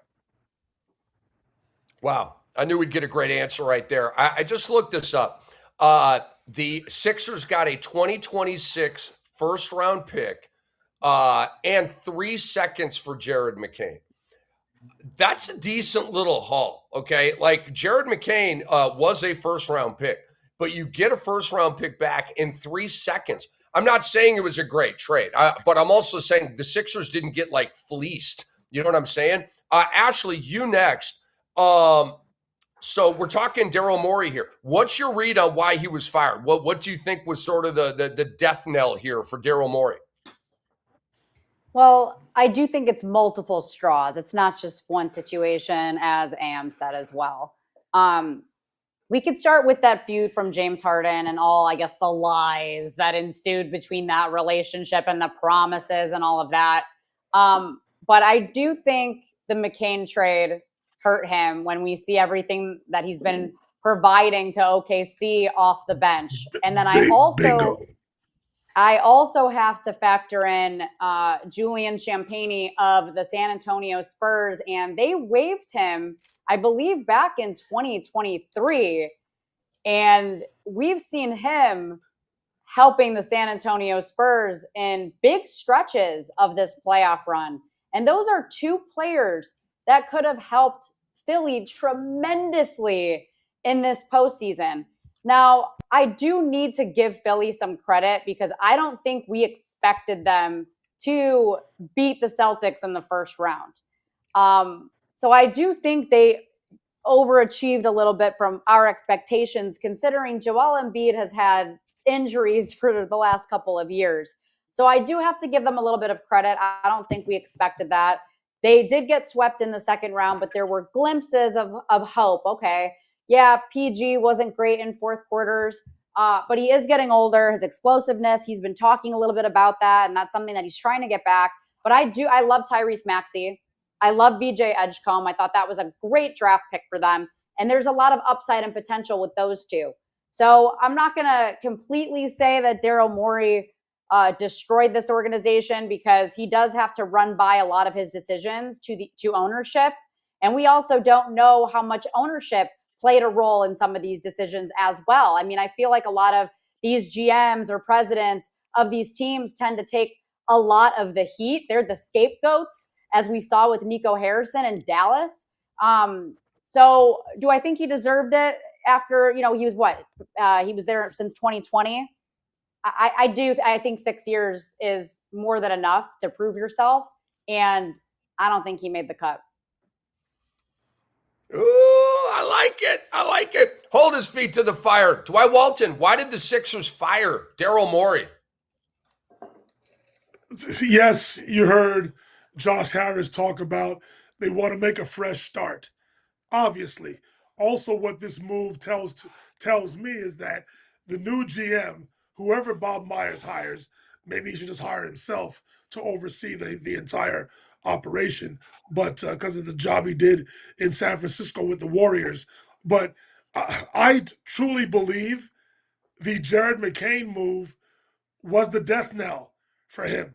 Yes, did they get a decent haul, a first round pick, and 3 seconds? But if we want to talk about being a prisoner of the moment, the Sixers see what Jared McCain is doing in the playoffs. He's a hired gun. He is a mercenary. He's doing some serious damage. Every time he shoots the ball, I'm shocked when he misses. That's how well he's playing. And that's why when the trade was made, I think I made a comment last week, I will always question as to why Jared McCain was traded. I'll never understand it. Listen, unless I become a Sixers beat writer or an insider for the Thunder, I'll never find out the exact reason, but I found that move to be strange. But anyways, whatever the case may be, I believe the Sixers fired Daryl Morey because they want to bring in somebody who's obviously a fresh start. And I believe this also signals to the Philadelphia fans and the media that they're about to move off of Paul George and Joel Embiid. The new GM is not going to want to be tied or hampered by the contracts of Paul George and Joel Embiid. And if they want to turn their roster into a roster that's more requisite for today's NBA, they want to get even more athletic in terms of Tyrese Maxey, VJ Edgecombe, Kelly Oubre Jr., and the other players that they have on the roster. They don't want to be in a slow down half court situation, being bogged down by oft-injured players, Paul George, and the process, Joel Embiid. It's going to be a new sheriff in town, a new direction. They want to catch up with the Joneses, if you will. And the Sixers want to be in championship contention with the likes of the Knicks, the Cavs, the Pistons, and on the Western Conference, the San Antonio Spurs and the Oklahoma City Thunder. The Sixers are going to make moves this summer to make sure that they can compete with those more athletic versatile, and deeper rosters across the NBA. Now, those contracts are going to be difficult to trade. I very much know that. Specifically, Joel Embiid's contract. Over the next 3 years, he's due to make 57, 62, and $67 million for a definitively declining asset. Some may say he's already been maxed out, if you will, but we'll see what happens. Contracts, there'll be some team out there that will be willing to take on Joel Embiid and Paul George. Let's see what the new management does in terms of the Sixers organization, but they definitely want to get younger, more athletic, and more versatile across the board in terms of their roster construction. What a hire, the Bob Myers hire for Philadelphia. And my read on it is I think he will be the shot caller, but, Bob is a gangster, and gangsters delegate. And so I think the GM will be the legwork guy or girl, and Bob Myers. But it'll be a collab. But I think Bob Myers was hired to be in that Daryl Morey. All right, here are the keys. Don't F it up. Why did Daryl Morey get fired? Daryl Morey got fired because of Paul George. Let me explain. Paul George got Daryl Morey fired. This year, Paul George played 37 games, averaged 17 a game. Was that the plan? No. The year before, Paul George's first year in Philadelphia, he played 41 games and averaged 16 points a game. Was that the plan? Nah, wasn't. Who let who down with that? Paul George, not Daryl Morey. Okay. The Paul George signing has been a disaster. A disaster. So look, when Daryl Morey signed Paul George, okay, what was it 2 summers ago? Was anybody belly aching then? I seem to remember people out here applauding it. Oh, wow, you got Paul George. You went big game hunting. You got another stud, right? Remember, the Sixers had a max slot. There was one big name left on the board at that moment in free agency, and Daryl Morey was basically told by management, go big game hunting. So he did. I bet you ownership was on board with that signing. I know they were. There's no way you give Paul George all that money without Josh Harris knowing and agreeing to what that is. There's no way. Paul George is always injured, okay? Then he misses 25 games for violating the NBA's anti-drug program. This is embarrassing. It's embarrassing. The Joel Embiid contract, to me, did not get Daryl Morey fired. Every single person on the planet who knows basketball would have maxed out Joel Embiid at that time. Guys, when that decision was made, Joel Embiid was still neck and neck with Nikola Jokic, okay, for MVPs. Who's the best player in the world? Who's the best center? Neck and neck. You guys remember this. Embiid won an MVP. He led the league in scoring, I think twice, okay? Everybody would have paid Joel Embiid that money. I don't think Joel Embiid's contract got Daryl Morey fired, okay? By the way, shout out to Daryl Morey for the Tyrese Maxey pick. What a freaking draft pick, right? Maxey was the 21st pick in the draft. He's a top 10 player now, okay? So shout out to Daryl Morey for that, and good luck to Bob Myers with the Joel Embiid and the Paul George contracts. All right, we are going to move on now. Rick, if I may, I think it's important because we're doing such a good job this show, really hitting on the metrics, talking about the apron, talking about this. Let's just put this in perspective a little bit more because I love you brought up Paul George and really homed in on him as the issue why he got fired. The salary cap next year, 26, 2027 for the NBA is $165 million. That's where the cap starts, okay? Look at it this way. Paul George, we know Embiid's contract, but Paul George next year is set to make about $53 million. And the following year, by the way, he has a player option for $58.5 million. You think he's not, or $56.5 million. You think he's not going to exercise that? And Joel Embiid has 3 years left, and his third year is a player option as well. But if you just add up George Embiid, and Maxey, who's set to make about $41 million next Right. year. Those three guys alone are already at $150 million.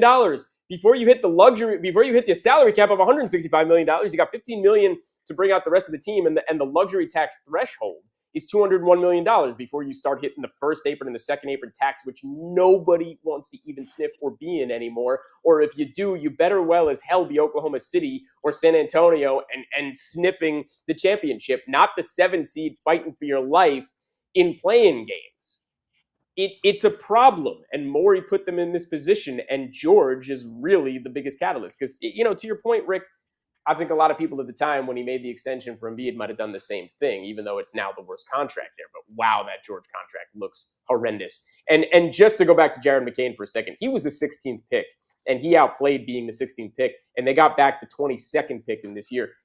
Bob Myers better strike gold with the 22nd pick if he wants to make up for what Jared McCain could have been as the 16th pick. Just throwing that out. So this is what I wanted to say, AM, to expound on that. Bob Myers was hired to basically make the impossible happen. To your point about those, to your point, those 3 players, $150 million of the $160 million of the salary cap, or 165, it's going to be next to impossible to build a team that can compete going forward. So Bob Myers was hired. They didn't feel that Daryl Morey could do it. Bob Myers was hired to have the impossible happen. His job is to get off of Paul George and Joel Embiid together this summer and somehow build for the future by creating flexibility, athleticism, and depth. Of course, versatility as well, to a roster that can compete not only for the Eastern Conference Championship, but ultimately an NBA championship. And miracles have happened in the past, but it's going to be really, really difficult for Bob Myers and that front office to do this. It's going to be tough because you can't have 3 players basically taking up 90% of the cap. It's impossible. Cap. You can't. And taking up 90% of the cap and being in the play-in games. I could see Embiid. I could see his value and how high he is at this point in his career, though. PG-13. If he was just an expiring this year at over $50 million, yes, and you'd have a lot of people raising their hand and as takers. But with that player option in the second year, I'm eager to see how Bob Myers pulls this off. Every team is looking at that and being like, is Paul George going to extend? Is he going to take his player option in year 2? You're damn right he is, no matter where he lands.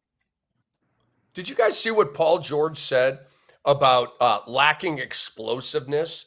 And, he's really got to dude, any opportunity to possibly trade him went out the door with that. Oh, so he just doesn't, he's not the same dude and doesn't have the but it is what it is. I wish Paul George well. I hope he does regain that explosiveness over the summer. But if you're Bob Myers, you're like, man, I wish you wouldn't have just said that. He just made my job harder. Okay, guys. Woo! Let's get our Ric Flair on. You know where I'm going with this. I've been a good boy. I've been patient. I've been biding my time. I've been just kind of waiting in the weeds. I don't know, like maybe a jaguar on the prairie, and there's like a deer over there. I'm the jaguar. I'm just chilling. There's the tall grass. They can't see me, right? I'm just down here chilling, and I'm ready to strike, okay? Is this a legacy hit for Luka Doncic? I'd like to go first on this one, if that's okay. Do I have the honors? Thank you. Oh, yeah.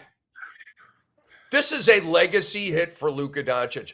Guys, I don't always take the bait on the legacy hit question. I think we talked about somebody a couple weeks. I said, nah, this isn't a legacy hit for him. Maybe it was Kevin Durant or something. I don't always take the bait on this one. Oh, this is a legacy hit for Luka. I will never, I might forgive, probably will. God wants me to forgive and, that kind of thing. And so I'm probably going to be able to forgive. I'm working on it. But I'm never going to forget the events of 2026, or, pardon me, the non-events of 2026 with Luka Doncic. Guys, when Ric Flair is trolling you consistently, it's a legacy hit. Ric Flair is suddenly on a media tour because of his trolling of Luka Doncic. Are you witnessing this? That's a legacy hit. Bro, you are so soft and lazy that Ric Flair is making a comeback out of drilling you? That's where we're at. This is pathetic. You can't trick off a playoff run with LeBron James and just skate away and everything's okay. In my world, I don't understand the mindset of thinking it's okay or acceptable to not be playing in these games. I don't understand it. I never will. Once upon a time, it was mandatory to play in playoff games. Give the team what you could. You got 20 minutes tonight? I mean, you're at 50. Can I get 20 minutes? Yeah, coach, I can give you 20 minutes. I'll be out there limping around, but I'm going to play, okay? Cool. We'll take it, okay? Again, would you rather have 60% of Luka or no Luka? Duh, okay? You were called soft if you missed playoff games back in the day. You were soft. Maybe you actually were, but you were certainly called it, okay? Today, it's the exact opposite. We are soft as a society. We actually encourage players not to play now. Drives me crazy. Guys like Luka are applauded for taking care of their body, thinking about their longevity, me stuff. What about the we? What about the us? What about the ring, Luka? I guess those words don't exist in Slovenia. I don't know. I haven't really checked it out, but it doesn't seem like those words exist in Slovenia because Luka doesn't own them, okay? 5 years from now, I'm going to remind you of this. 10 years from now, I'm going to remind you of this. By the way, I'm not done. The Mavericks were wrong for trading Luka, but they were right about Luka. You got to give it to them. They were right. Talented, not in the best of shape, unreliable. They weren't wrong. By the way, Luka Doncic is the captain of the part-time killer team. He's the captain of that team. He is a part-time killer, okay? To a degree, unlike the dude that rocks this gear right here.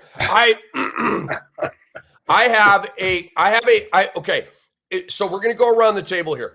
I have a yes or no question for you guys. Okay, I'm going to go around the table here. I just want a yes or a no. I want a yes or a no.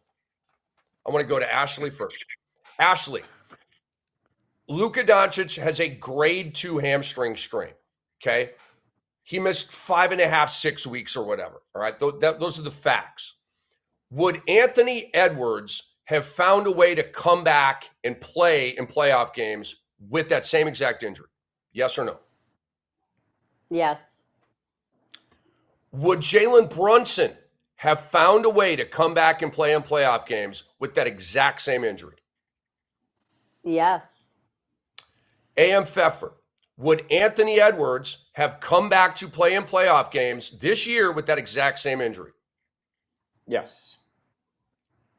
Would Jalen Brunson have done the same? Yes.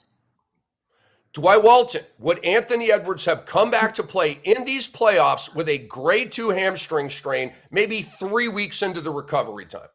Yes or no? I don't know. Okay. I can't That's answer fair. that. That's your. Okay, that's fair. Fair. Would Jalen Brunson have found a way to come back and play through that same injury? I don't know. Because everybody's body is physically different. I don't know. See, fair. Listen, okay. So now I don't know who's next in terms of this legacy. So my answers are yes and yes. That Brunson would have come back and Ant-Man would have come back, and so but Dwight, look, I respect what you're saying, and I don't agree with it, but I certainly respect it. Continue, please. No, so we're talking about, is this a legacy hit for Luka? The Luka Doncic I know loves to play basketball, whether we believe he's in shape or not. And if he had the opportunity to be on the court, now Do I believe they would have beaten the Thunder had Luka played? I think they could have possibly won one game, maybe two, but they wouldn't have beaten the Thunder. Was this a business decision on behalf of the Lakers protecting their franchise superstar? Maybe it was. But if the decision came down to Luka Doncic, he would have wanted to play. These hamstrings are very tricky.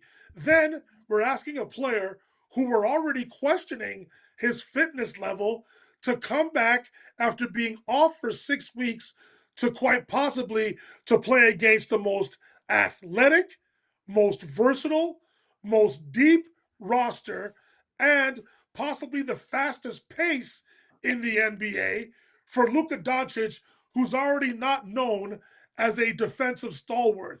So for all of that, right, I'm sure that was a part of the decision making in regards to the Lakers protecting Luka from himself, because I can bet your bottom dollar, if Luka wanted to play, he would have played.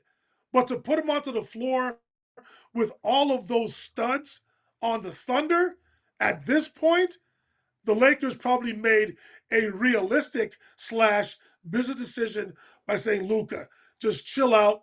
We're not winning this series. Don't come back. Just let's be smart about this.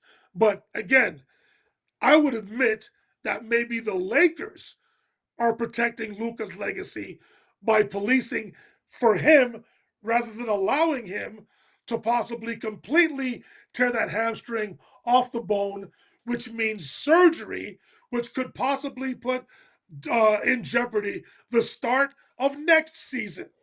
So there's a lot of things in play here, but his legacy definitely did not take a hit. The Luka Doncic I know would want to play. The dude's been a pro since he was 13, 14, 15 years old. He's a back-to-back EuroLeague most valuable player, most outstanding player at the ages of 18 and 19. He should have been the number one pick.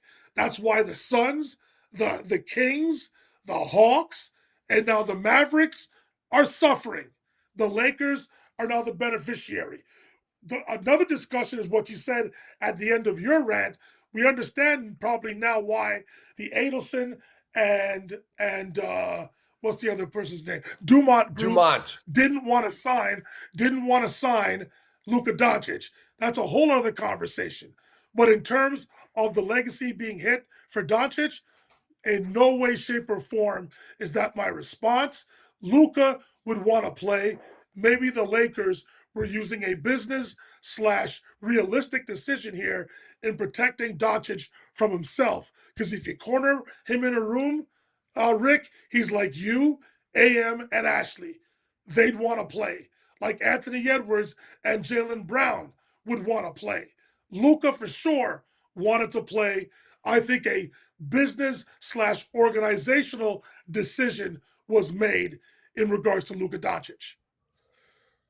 Love you, my friend. We have very, very, very different views on this Luka Doncic scenario, and I love that. Let's now go to Miss Hollywood, Ashley Neville. She said some very nice things about Luka on our show. She has been at least a supporter, if not just a fan, of the Los Angeles Lakers. So cannot wait to hear what you have to say on this. Is this a legacy hit for Luka? No, it's not. I mean, we've seen Luka in the playoffs 5 times, and he's made it to the Western Conference Finals twice, and he also made it to the finals once. And in that finals run in 2024, he led everyone in points, rebounds, assists. I mean, his numbers in the playoffs are incredible. He's averaging 31 points, 9 rebounds, 8 assists, 2 steals, 46% from the field, 35% from 3. And in the Western Conference Finals, the numbers are nearly the same. Now, I know Ric Flair thinks that his opinion matters when it comes to basketball, and then trying to compare his legacy and his injuries. You were in the WWE, a completely fake sport, and everything is fabricated and stunts. Like, I don't care what you have to say. about basketball. The fact that he's even getting media attention and people want to interview him is comical to me, because I would rather hear from guys who've actually played basketball. That's who I care about. Guys who've suffered these types of injuries, guys who've played alongside Luka, guys who played against Luka. I mean, he's one of the best players we've seen in the playoffs. And I've had the honor of watching him play in person during the playoffs. And it's crazy how this guy is able to take over a game, especially in fourth quarters, and go off the way that he does.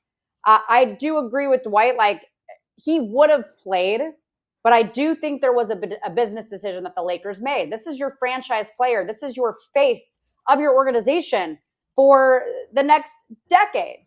So why would you risk an injury against an athletic, versatile team like OKC when you know that you're going to lose to them anyways? I mean, if we're being real, the Lakers would have been lucky to get 1 or 2 games against them at most. But I don't see a point in playing Luka at all and potentially risk him getting injured for the next season. I mean, look what happened to Tyrese. Look what happened to Jason Tatum. And even Damian Lillard toward the end of the season. I mean, they were out for the whole rest of the year pretty much. It's not worth risking. And hamstrings are very difficult injuries. And to go to your question earlier, like, yeah, I do think Anthony Edwards would have been the type of guy to just play through it. That's just who he is. He would have told the Timberwolves respectfully F off. Like, I'm not leaving my team out there by themselves. But I think Luka probably agreed with the Lakers. Like, hey, we're going to shut this down. There's no point in playing. Maybe his injury was worse than what we thought it was. But yeah, no, I think it was worse than what we thought it was, honestly. And I don't think it's a legacy hit. When you take a look at everything he's already been able to accomplish, I mean, he went to the finals at 25 years old, and no one expected the Mavericks to go to the finals with the roster that they had, a very, very small roster. So no, this isn't a legacy hit. I'm happy that Luka did what was best for him, and I'm excited to see him back out there next year. So imagine a bandwagon. Okay, there's a bandwagon before you. The driver of the bandwagon is Dwight Walton. Riding shotgun on that bandwagon is Ashley Neville. And that bandwagon says, "In Luka we trust. Long live Luka. Honk if you love Luka." Okay, as it's going down the road, I'm not honking. Okay, other people are gonna. I don't love Luka. I'm not honking. Okay, A.M. Pfeffer.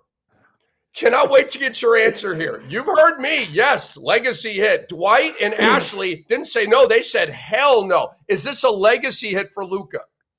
He's on the bandwagon too, Rick. I mean, you're going to put me in the back seat of it. I'm not riding in the front anywhere next to you guys. But it's not a hell no. It's a no. It's not a legacy hit for him. And there's a couple things going. There's a lot to unpack. There's a couple things going on, but a lot to unpack with Luka. First of all, he gets the shroud of LeBron's, is this his last year in the Lakers uniform? Is this his last year in the NBA? So he gets to actually hide under that because this is really about LeBron this year. It's not about Luka. Number one. Number two is he's 27 years old. He's got another 8 to 10 years ahead of him. There's plenty more for him to do in his storied career. But there's two things that really jump out at me about Luka's legacy, why it's not a hit. I mean, Ashley, you did a wonderful job recapping ultimately what he's done at 24, 25 years old and what he did through the Western Conference Finals and making it to the finals. But there's even more to the story here. Yeah, we know that he what ultimately happened in the draft, with Ayton, with Bagley and all of that. But it's not like it's not talked about enough because in NBA history, like he actually eclipsed the question, like what was the most ridiculous when you look at on paper, what was the most ridiculous draft? Like it used to be like, oh, somebody took Sam Bowie over Michael Jordan. It's really the Luka draft that's number one that you look back at in NBA history now, and everybody points to is like, that was the most ridiculous thing that could have been done. And not only that, then he was part of the worst trade in the NBA. His two things alone cannot hurt his legacy. It's already there at 27 years old. But, and there is a but here, Rick, you've heard me call Luka Doncic a putz before. I've run at the Yiddish and called him a putz, and he is a putz, okay? And he is the captain of the part-time killer team. I'm going to throw something else out at you too, that he's not given enough discredit for, another Yiddish word, and maybe Dwight knows it for his time spent in Yisrael. He's a kvetch. Does everybody know what a kvetch is? Yes, it's a Yiddish word. It's a Yiddish word that it means you complain, you don't shut your mouth, and he's the biggest kvetch in the entire NBA. So there are a couple knocks already against Luka Doncic. You know what I'm saying? Like why I'm not on the Luka Doncic bandwagon, but my God, when the man plays. I mean, what he did in the last two months of the season before he got hurt, my God. And for 6 straight years, my God, being a top 5 NBA MVP candidate and all of the things. Like, his legacy is not yet tarnished, stained, and all of that, but he's got some dings against him, man. Stop being a putt. Stop being a kvetch. Stop being a part-time killer. Get back to work. Get back to business. Please make the next 8 to 10 years everything all of us want it to be. Putz is an underused word. It just kind of cracks me up when you're a putz. You're a putz. It's old school. I like it. All right. For this segment, we're going to put a clock on it. I just kind of want to, pardon me, this doesn't have to be a deep dive. This is just sort of, we're in the shallow, ocean water and we're snorkeling a little bit. Not a huge deal here. But I want to talk about a man who goes by the alias of Dominating. And it's to me, one of the most inappropriate nicknames I've ever seen. Dominating. I mean, Ashley's already throwing her head back, and I love that. So, all right, the question is, does DeAndre Ayton deserve a raise? Okay, I'm just going to give you one little report here from The Athletic.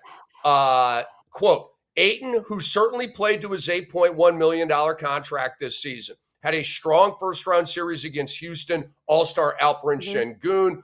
This is from Hoops Hype. And then The Athletic, I mean, that's debatable. But anyway, that's what it reads. It says he could opt out or try to find a bigger payday with the Lakers or elsewhere. So he can opt in to like $8 or $9 million, or he can become an unrestricted free agent. The question is, Ashley, clock her up. The question is, does DeAndre Ayton deserve a raise?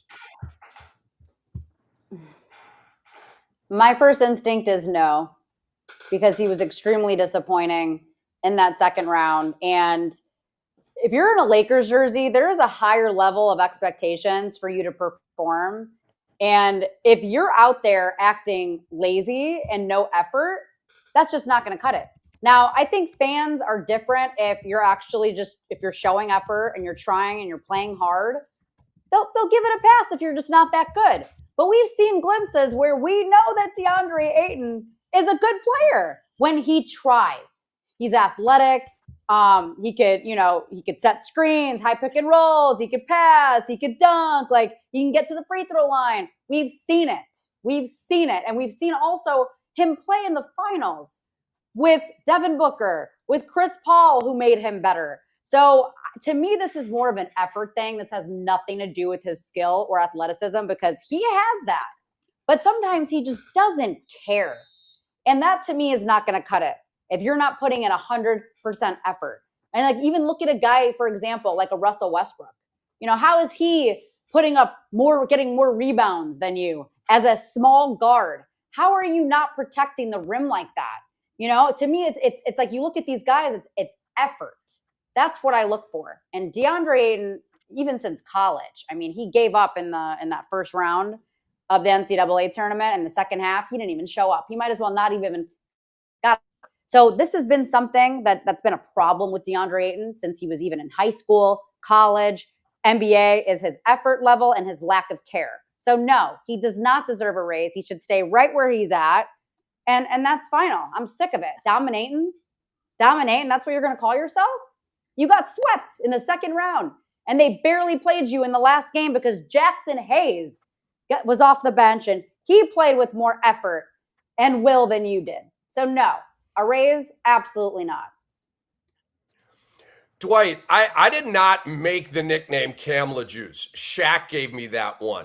I did not make the nickname Ricky Pipes. Dennis Scott gave me that one. I did not make up the nickname Tricky Ricky. Steve Smith gave me that one. Sorry to name drop, just saying. DeAndre Ayton literally gave himself that nickname. He's the only person that calls himself dominating because everybody else out here is like, I ain't saying that because he doesn't. Dwight Walton, does DeAndre Ayton deserve a raise for you? First of all, Rick. There it is. American do. There it is. You gotta love the do. You gotta love the do. Anyway. Cheers. Does Ayton deserve a raise? This is why there's a lot more than statistics that goes into this decision. If you ask around the NBA, to Ashley's point and to all of our points in general, he doesn't play hard enough to deserve the raise. And even DeAndre Ayton, if you locked him into a room, he'll tell you he doesn't deserve the raise and exactly why he's going to opt in to this contract rather than go to free agency and take the chance of not being in the NBA at all. Only the Lakers will take him because, quite frankly, they will need him. I don't know how many changes the Lakers will be able to make this offseason, so the Lakers may be stuck with DeAndre Ayton. Ayton doesn't deserve a raise. I think he's plateaued. That's exactly where he needs to stay, unless he has a tremendous season next year and accepts the role that Jackson Hayes has, to where I'm just going to defend, rebound my tail off, and whatever points I happen to get, I'll be happy. But once he made that Clint Capella statement, all bets are off. I will say he improved a little bit in accepting the role after he made that Capella statement, probably because Rob Pelinka, JJ Redick, and the rest of the team probably said, dude, you damn right you better be Clint Capella. Clint Capella's a millionaire because of that role, right? So if he's accepting to that, that's how it's going to be. And with all due respect, whatever team he goes to in the future is going to expect him to be Clint Capella. Stop asking for the rock. Stop demanding touches. Be 7 foot. Be athletic. Put pressure on the rim, and be happy with the points, opportunities that you get. You're not a go-to guy. You're a glorified role player now. Accept it. Accept it. Otherwise, you might be out the league sooner rather than later. Agreed, Dwight. Ladies and gentlemen, subscribe to our YouTube channel, Beyond the Surface, on the X-Rated Sports Network, X-RAYTED Sports Network. Subscribe to our YouTube channel. We would really appreciate that. A.M. Pfeffer, are you giving DeAndre Ayton a raise? Does he deserve one? Before I answer this question, and nickname aside, did you see the chain he made himself out of diamonds? Yeah. Yes. Can we just at least say that chain is awesome? I don't care if he named himself. That thing is bling times a million, and I'm kind of loving it. Let me bring you back to 1992, one of the greatest movies ever made, Unforgiven. Rick, you're going to love this. You remember at the end, little Bill says, I don't deserve this, to die like this. And Clint Eastwood says to him, deserve's got nothing to do with it. No, DeAndre Ayton. No, DeAndre Ayton does not deserve a raise, but he's going to get one. And this is the NBA, and deserve ain't got nothing to do with this. I hope it's not $20 to $25 to $30 million. But if you're going to go up from 8 to 10 or $12.5 million a year, and some team wants to pay you over the 2 to 3 years and thinks you can get a little bit done, and they're going to get more out of you because there's not a lot of centers to go around, as we discussed earlier in the show, I ain't going to complain about it either. I don't want to see his name in lights in some big contract, but I'm not even going to pay attention when he makes $12.2 million with some option, on some of the team or even the Lakers for the next 24 months. Is DeAndre Ayton. But damn, what a cool chain. You know what? Before you go, Rick, AM, to your point, I was having this very conversation with a very close friend of mine that will remain nameless, and for whatever reason, the Toronto Raptors came up.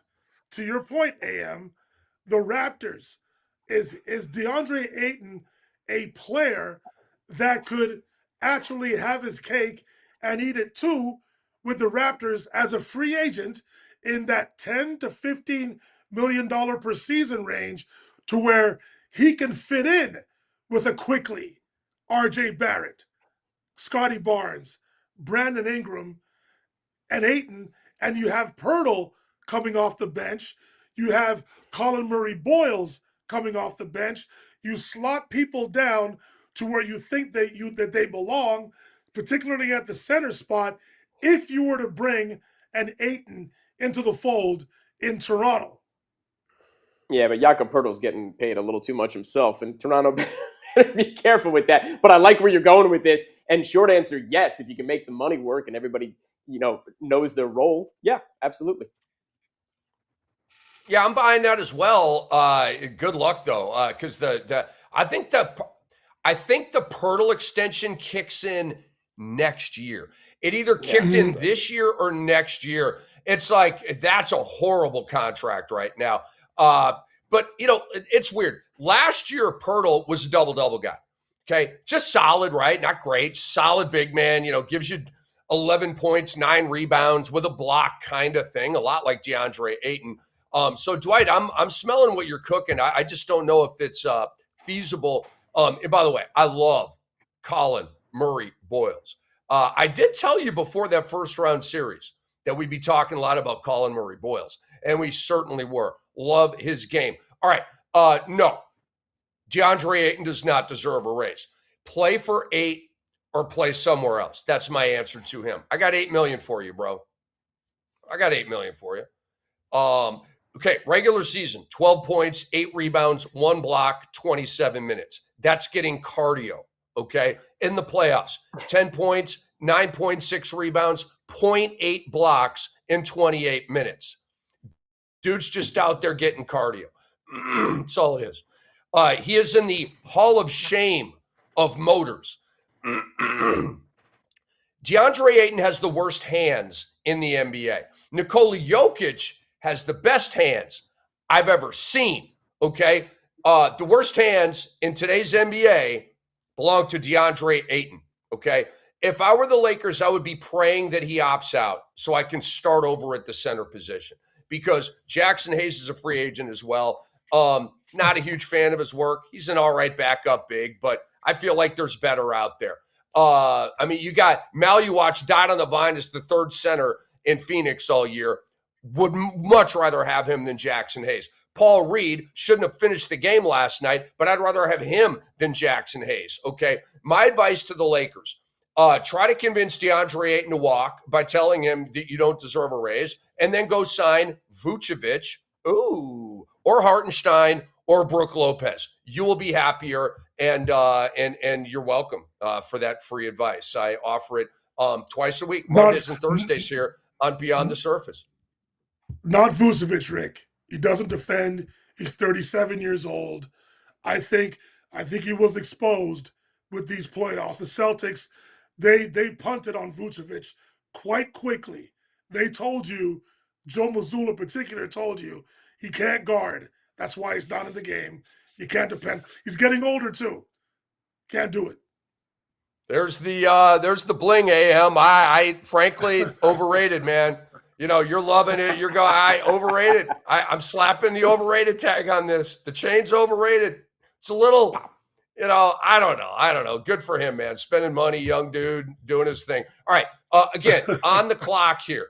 I cheer for all these guys' success, man. I don't think Ayton's a bad guy, right? I mean, he seems like kind of jovial and he kind of jokester and stuff like that. It's like, bro, come on, just care more. You know what I'm saying? I can't care more than you, right? We out here, we can't want it more than you do, okay? I just want it more, dude. Anyway, does Rui Hachimura deserve a raise? I'll go first. No raise for you. No raise for you. No raise. All right, Rui just ended a contract that paid him 3 years and $51 million. He made $18.2 million this season. Giving him a raise on that? No. In the regular season, he was at 11.5 points in 28 minutes. Yes, he shot 44% from three. In the playoffs, it went up to 17.5 points a game, shot 56.9% from three. Is that sustainable? No way. Rui went off because Luka was out. Period. Okay? Don't get caught with the banana in the tailpipe. Don't overpay for a dude whose numbers got overinflated due to your main dude being out. Okay? That's not smart. Rui is worth somewhere between 10 and 15 million per season. No raise. And if he wants a raise, bye-bye, Rui. Good luck finding anybody else to pay you $18 million a year. Dwight Walton, you obviously disagree. Wow, I made that in under a minute. Wow, I switched that one. Okay, that was pretty cool. All right, Dwight Walton, does Rui deserve a raise? In the context of player getting a raise, yes, he deserves a raise. If you're the Lakers, to your point, you want to keep him in that range so you can build roster depth, more athleticism, and more versatility across the board. But as we've been saying all along, players, show their stuff in the regular season. Legacies are made in the playoffs.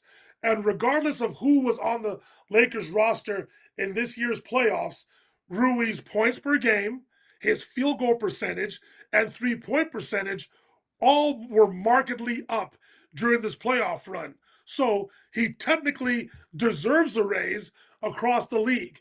Can the Lakers afford to give him a raise is a different question. So now that's the conundrum. I know Rui loves to be in Los Angeles. Huge Japanese fan base in Los Angeles. There's business to be made off the court with Rui in Los Angeles. However, does it make a business sense for the Lakers roster? No, it doesn't, unfortunately. There you go. Ashley Neville, you are next. Does Rui deserve a raise? Now, to Dwight's point, can the Lakers afford it? I don't know. The Lakers are having a major depth problem that I think they really need to solve. Now, I think any other team in the NBA would be grateful to have a guy like Rui. I mean, his numbers alone, like you mentioned with the stats, I mean, in the conference semifinals, 55.8% from the field, 55% from three, 20 points. I mean, you can say all you want, oh, it's because Luka wasn't playing, but his efficiency and his shot making was outstanding. He was the Lakers' most reliable scorer out there. Imagine that. Both. Yep. Yes, for both rounds. And then in the first round, it was 54% from the field, 58% from three, 15.8 points per game. And now we're also mentioning he's all over the floor. He's not just scoring, but the rebounds. He's super athletic. I think he deserves a raise. I mean, I could compare it to James Harden. Look at his shooting percentage, his scoring percentage. Look how much he's making. So to me, it doesn't matter who's on the floor or not. Rui stepped up. He did his job well, and he was the most reliable scorer. Hell yeah, he deserves a raise. Okay. AM Pfeffer, what you got here? Does Rui deserve a raise? No, he doesn't deserve a raise. You just compare him to, I talked about a guy earlier at a doubt. Like, look, Dwight, I love when you make the noise. You're my ringtone, man. Sometimes I like look for it for your side. Just PJ Washington. PJ Washington in Dallas, okay? Here's a guy he's got better splits. He's got better shooting. He's got more rebounds, more assists on average, and a better PER. And he's a guy who's making, he's got a 4-year contract that he's making about $20 million a year, and the contract ages well. I want PJ Washington, not Rui Hachimura, and what he gives you in the regular season at 27, 28 minutes a game. No, you don't deserve a raise. Rick's right. You get $15 million a year. That's what you deserve. I'd give it to you for 3 years. You can have a longer say. He fits in somewhere on somebody's team at these numbers, maybe even the Lakers. But don't tell me after he just made $18.7 million a year and had a good little run in the playoffs from beyond the arc that didn't matter enough and you got swept in round 2 that you're suddenly going to make 20 plus a year and I got to give that to you for 3 or 4 years. No, you don't deserve a raise. PJ Washington deserves what he gets. Rui's going to deserve what he gets if somebody doesn't overpay him. Excellent point with PJ Washington, who was kind of gone and forgotten this year because of the Dallas tank, but terrific player. I'm definitely a fan. Terrific two-way player, which Rui is not. Rui, to me, doesn't really take a bite out of the defensive end. He's a shot maker and, not a playmaker and that kind of thing either. But we've said what we need to say. It is prediction time, ladies and gentlemen. Ashley, Neville, I want you to go first here. We're looking ahead to Friday's doubleheader of Game 6s. De Trois in a death game at Cleveland in an elimination game. They're looking to move on to the East Finals and battle the insufferable Dr. X's Knicks. Detroit's obviously trying to force a Game 7. So, Ashley, Neville, who you got in Game 6, Pistons or Cavaliers? I'm going to go with the Cavaliers. As we mentioned earlier, they've been incredible at home. And I think James Harden is also going to go off again. I think Donovan Mitchell too. What we've seen in the last 3 games that they've won, everyone has stepped up. Earlier I talked about Evan Mobley. You're a big man. Like, I need you to step up. I need to see points, rebounds. He's delivered that. Same thing with Jared Allen. Both been, super athletic on the court. They've done everything that they needed to do to step up, especially in yesterday's game. Or was that 2 days ago? I think was it 2 days ago already? 2 days ago. I'm getting so mixed up with the days here. But, me too. Me too. Yeah, it's all over the place. But I think Cleveland's going to close it out at home. They have way more versatility. Cade can't do it alone, to be honest. And after watching them collapse, if you will, the other day, I think it's over for them mentally. They're done. When it comes to San Antonio, Minnesota, I think it's going to be the same situation. I think San Antonio is going to close it out on the road. I think they're just too overwhelming, too athletic, too much versatility. I think Minnesota looked absolutely gassed the other day, and they got completely blown out. So I think it's more of a mental game now, where I think San Antonio feels extra confident and Cleveland feels extra confident. So there's going to be a no Game 7. It's over in Game 6. Okay. So we get I guess that might be a weekend free from hoops, or maybe they would start the next series on Sunday with Game 1s. I don't know. We'll find out. But A.M. Pfeffer, you are next, my friend. Detroit, Cleveland, Game 6. Who you got in that one? Hey, man, I said it. Detroit was favored by 4, right, at home, and now you got Cleveland favored by 3.5. And if I had made the bet I wanted to and you had let me, I could have doubled my kids' 529s. I'm doing the same thing, and I'm doubling down on what I didn't do. I'm just confusing myself at this point. But I'm taking the Cavs. That's the point. They're favored. They're at home. Ashley's right. They're too good at home. Cade's too bad on the road. Cavs are ready to shut this down, and I think, and I'm excited, and I want to see them take on my New York Knickerbockers. Yeah, I know, I like the Chicago Bulls, but Doc X at some point is going to watch this show, and Doc, I'm excited. I'm telling you, I'm looking forward to the Knicks-Cavs series, and I hope the Cavs do win, and that's who I want to see them play. I don't want to see them play Detroit, even though I think the Knicks would beat Detroit as well. But let's get it done. Cavs, tomorrow night, win that Game 6. I might have to eat crow, Dwight, on Monday. After all the smack I've talked about Cleveland, and if they beat Detroit here and knock them, that's going to be a terrible look for me, man. I'm going to have egg all over my face, dude.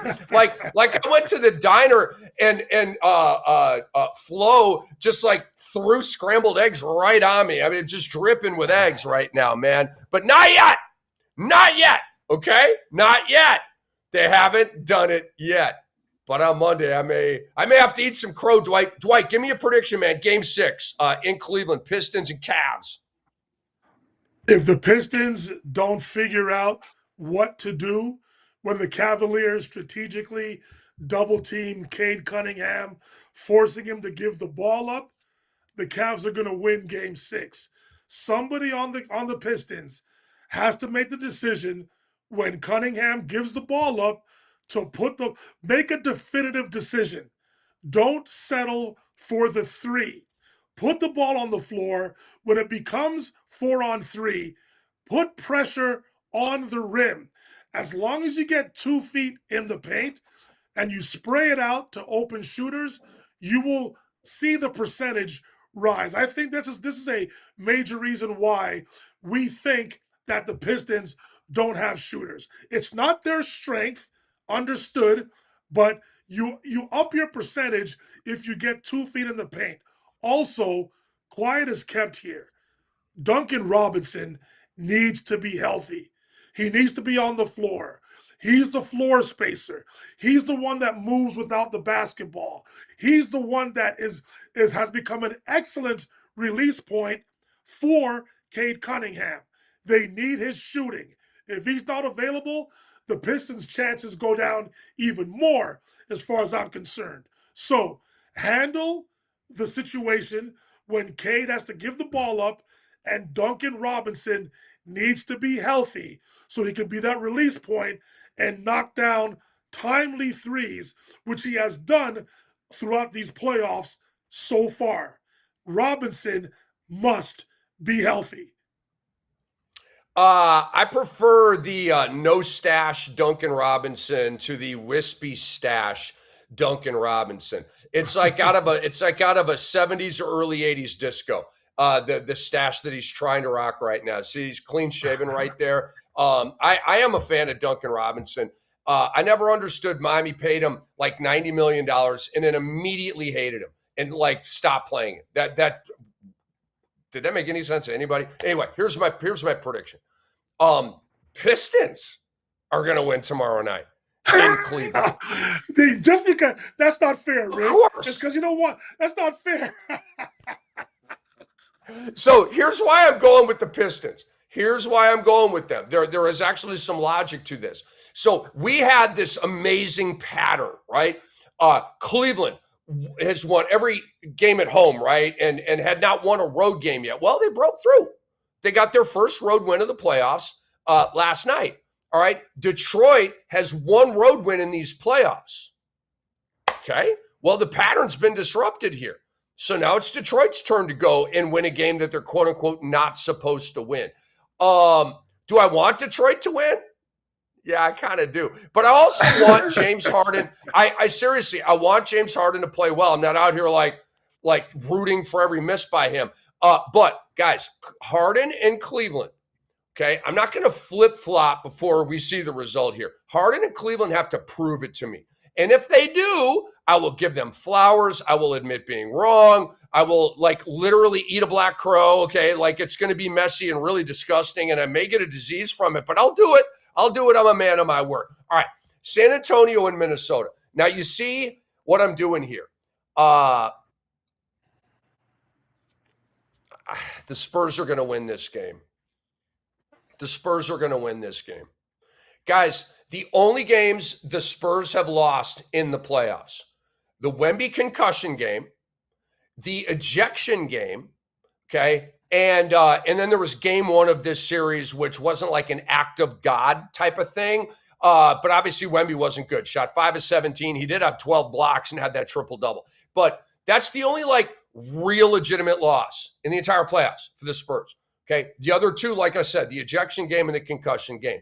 Guys, Wemby did exactly what I said he was going to do. He was all pissed at himself for being a putz, and the elbow on Naz Reid and that kind of thing. And I told you guys, he has been beating himself up. He is going to come out like an uncaged lion and shred humanity. And he did. He was phenomenal, okay? That's not... Like, that wasn't just a one-off. Wemby's still pissed about, he probably thinks, man, we should already be in the cold tub right now, chilling and, recovering and getting ready for the next series. Probably, I tweeted this out, by the way, and I mean this. Victor Wembanyama is the most serious NBA player since Kobe Bryant. Like, his seriousness, and which I love. But anyway, he's going to go in there, pardon me, and close the deal. But you also have, and I know this, Timberwolves fans, say it with me, can't have nice things. Atlanta Hawks fans can't have nice things. New York Jets fans can't have nice things. Say it with me.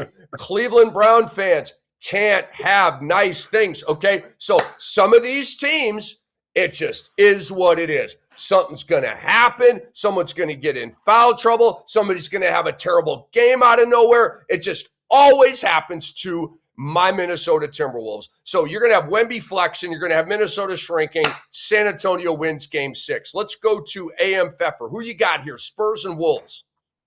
Yeah, for everything you just said, I'm taking the Spurs. And there's another thing going on the other side of the fence here, and it's Jaden McDaniels. As good as he was in the Denver series and the emerging star and all of that, he's been pretty up and down in the Spurs series, right? He's just not getting it done as you would expect some guy who's going to step up and become this number 2 guy and all of a sudden, have some star power around him and all of that. I mean, he's a defensive, I don't want to use the word genius, but he's got defensive prowess, but he's got himself in foul trouble. And the Spurs have had a good game plan as to why.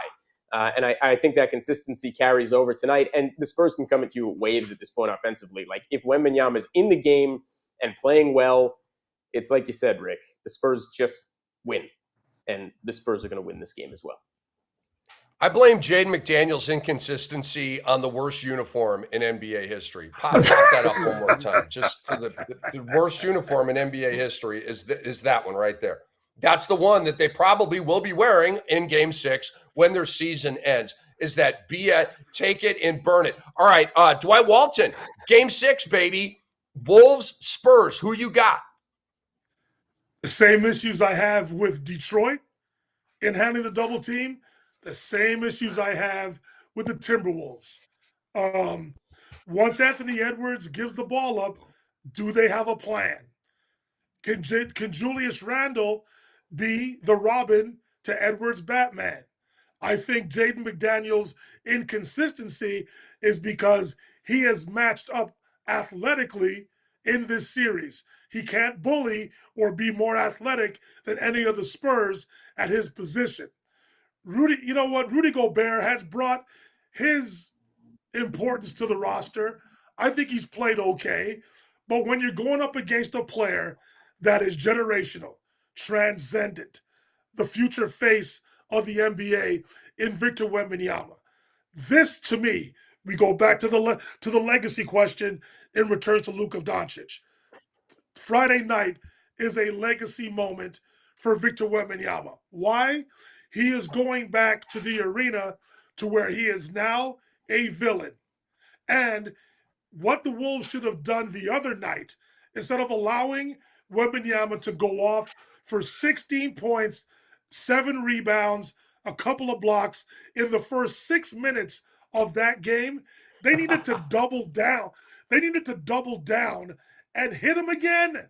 And let's see if he reacts. Now he's going into the Lions' den in Minnesota, in Minneapolis more specifically, to see if they can close out a very hungry, a very formidable opponent in the Minnesota Timberwolves. This is a huge step for that young roster. I know they have De'Aaron Fox. I know they have Luke Cornett. I know they have Harrison Barnes. But the reality is the players that are getting it done are the young upstarts, Wembanyama, Steph Castle, Dylan Harper, who's turning himself into a superstar, Devin Vassell, all these young, De'Aaron Fox, obviously. These guys are young, hungry, athletic. I think the Spurs are going to win it because Wembanyama is going to handle all of that. He wants the smoke, as the kids say on the street, and he wants to go into the Lions' den and end the season as a villain in the home court of the Minnesota Timberwolves. The Spurs will come out on top. I think it's going to be a great game, but I think Wembanyama's footprints, body prints are going to be all over this game. But what I'm asking the Wolves to do, double down, be physical, put Wembanyama on his behind more than once in this game.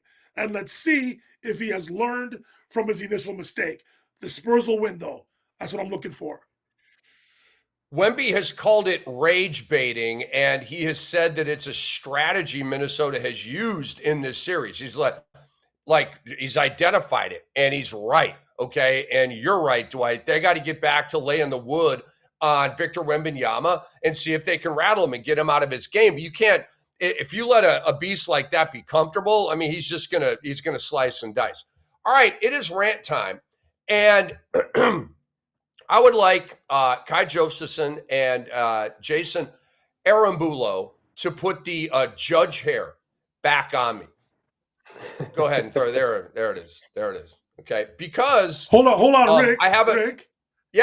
Hold on. Sorry, Rick. Did Ashley give her prediction for this series? Yeah, she did during yes. the. I did both did? at once, Okay. but I predicted My bad. to Okay, win. sorry, my bad.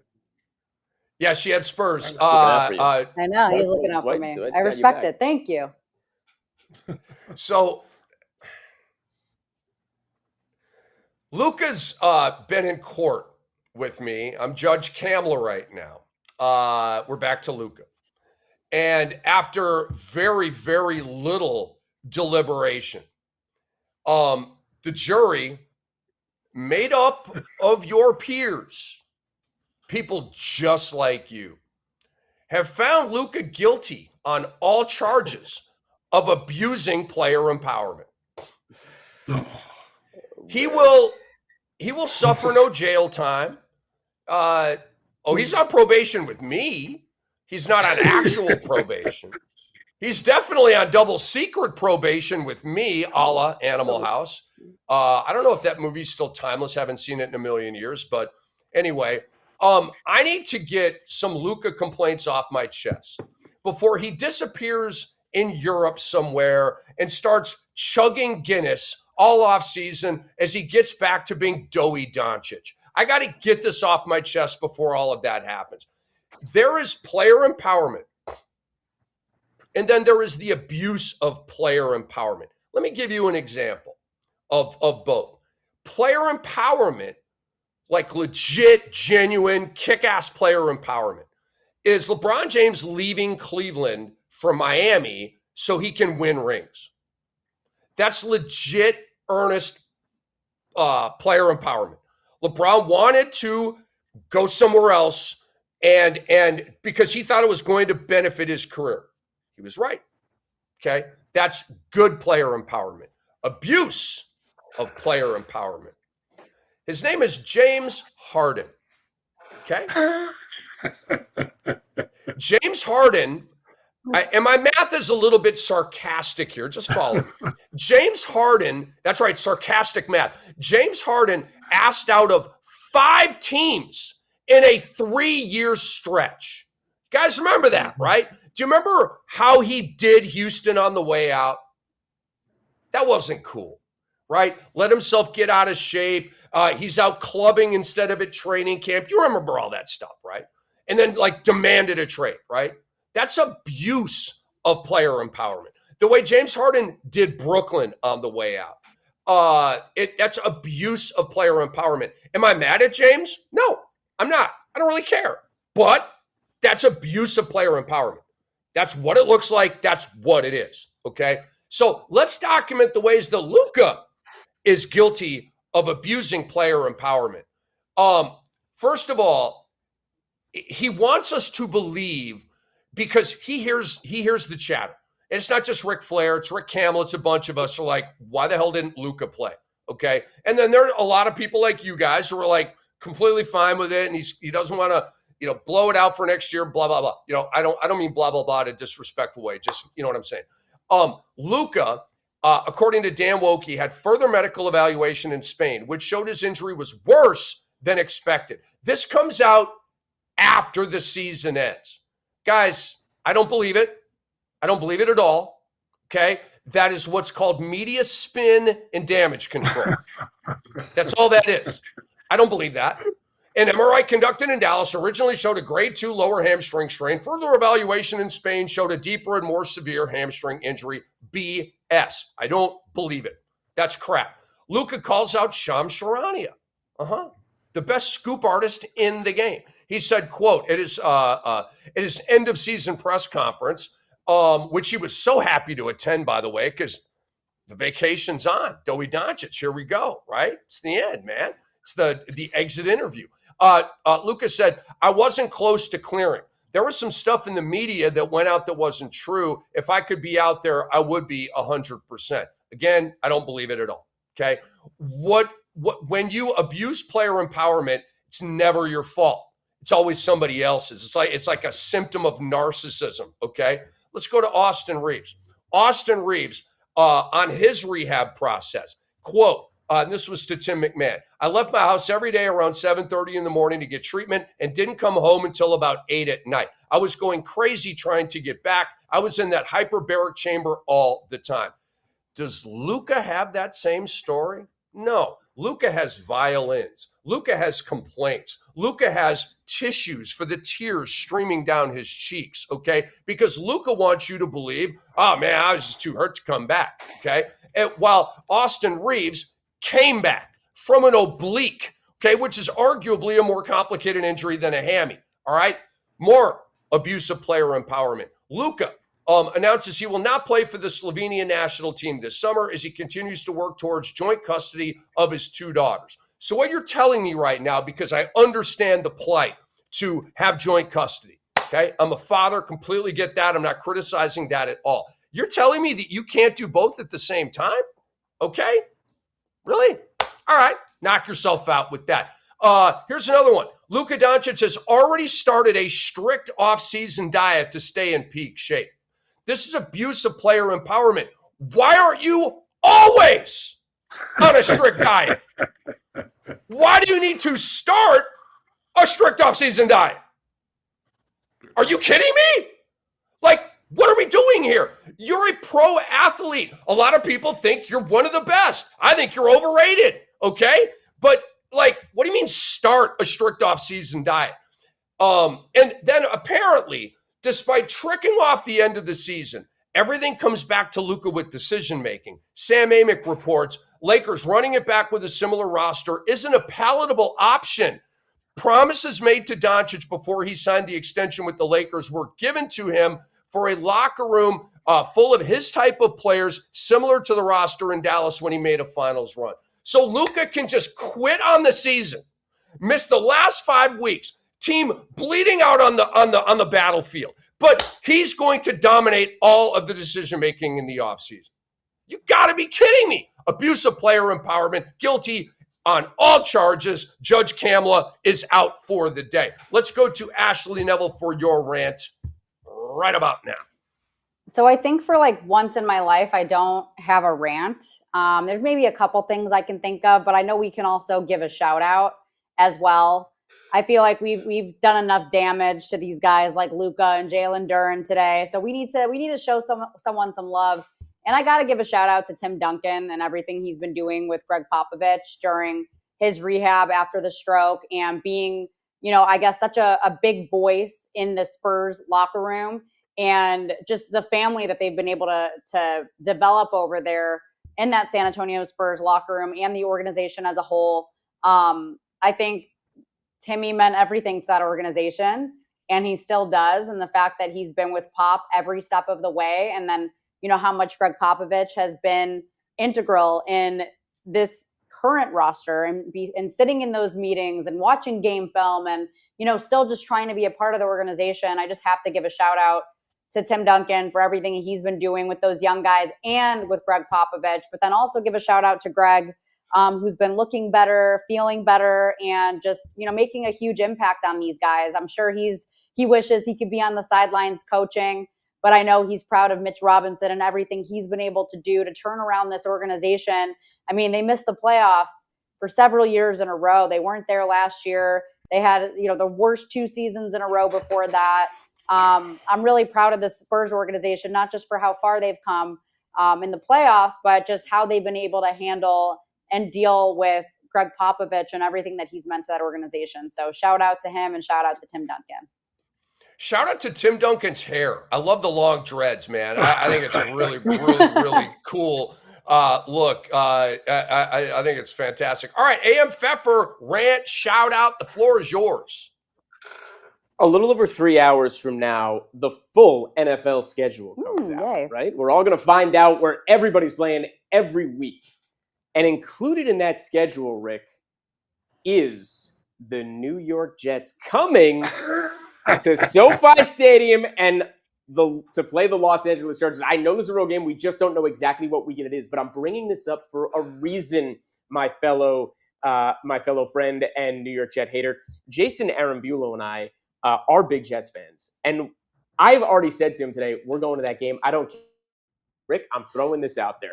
I'm putting it down now. You take the flight out here. I'm buying you the ticket. I'm buying you the hot dog. I'm buying you the beer. Come join us. Dwight, absolutely. Join the party. Come on out here. I'm buying your ticket. I'm buying the hot dog and the beer. We're all going out there. And Rick, I want you sitting there for 3 hours in my ear telling me how terrible my team is and Jason's team is and rooting for the Chargers right next to us. Put on a jersey. And Dwight's coming too, baby. This is going to be awesome. Don't know what we're going to find out in 3 hours when we get it. I'm in. Let's do it. Bet. Mark it awesome. Down. Would love to. We're excited. Would love to. We're excited. That's a great call. Dwight, can't wait to see you, man. Cross that Canadian border. We're all gonna have a good time at SoFi Stadium. Maybe hopefully the Webb All-Stars are playing at what was the name of that place we went to? That club we went to? Why can't I think of it? Baked Potato. The Baked Potato. Yes. It is called the Baked Potato. I'm like, I was like, I'm like, hold on a second. I had this thought. I'm like, it was the Baked Potato. And I'm like, there's no way they named their club the Baked Potato. They actually named their club the Baked Potato. And everything on their menu is literally a baked potato. That was kind of weird. But and it was awesome. Yeah, well, I love that. Who doesn't like baked potatoes? It's true. By the way, I'm not. I love potatoes. They're the most versatile thing. You can make fries, huge potatoes, mash. I think Dwight had 4 that night, if I recall. Oh my god! Did you at least have protein with it? I had a salad. You should see what they put in the baked potato. Yeah. Like bacon and all that stuff. Whatever you want. Wow. Whatever you needed. That place had it was like the Mercedes Benz of potatoes. Those were like, you know what I'm saying? Those were elite potatoes. I had chicken parmesan, potato. I had everything. It was fantastic. It was impressive. Oh my god. Yeah, it was great. It was awesome. Great music too. So yes. I love that idea and really appreciate the invite. AM, I'm going to take you up on that. Dwight Walton, take us home, big fella. I just got one thing to say. Leave Caitlin Clark alone. What is wrong with people?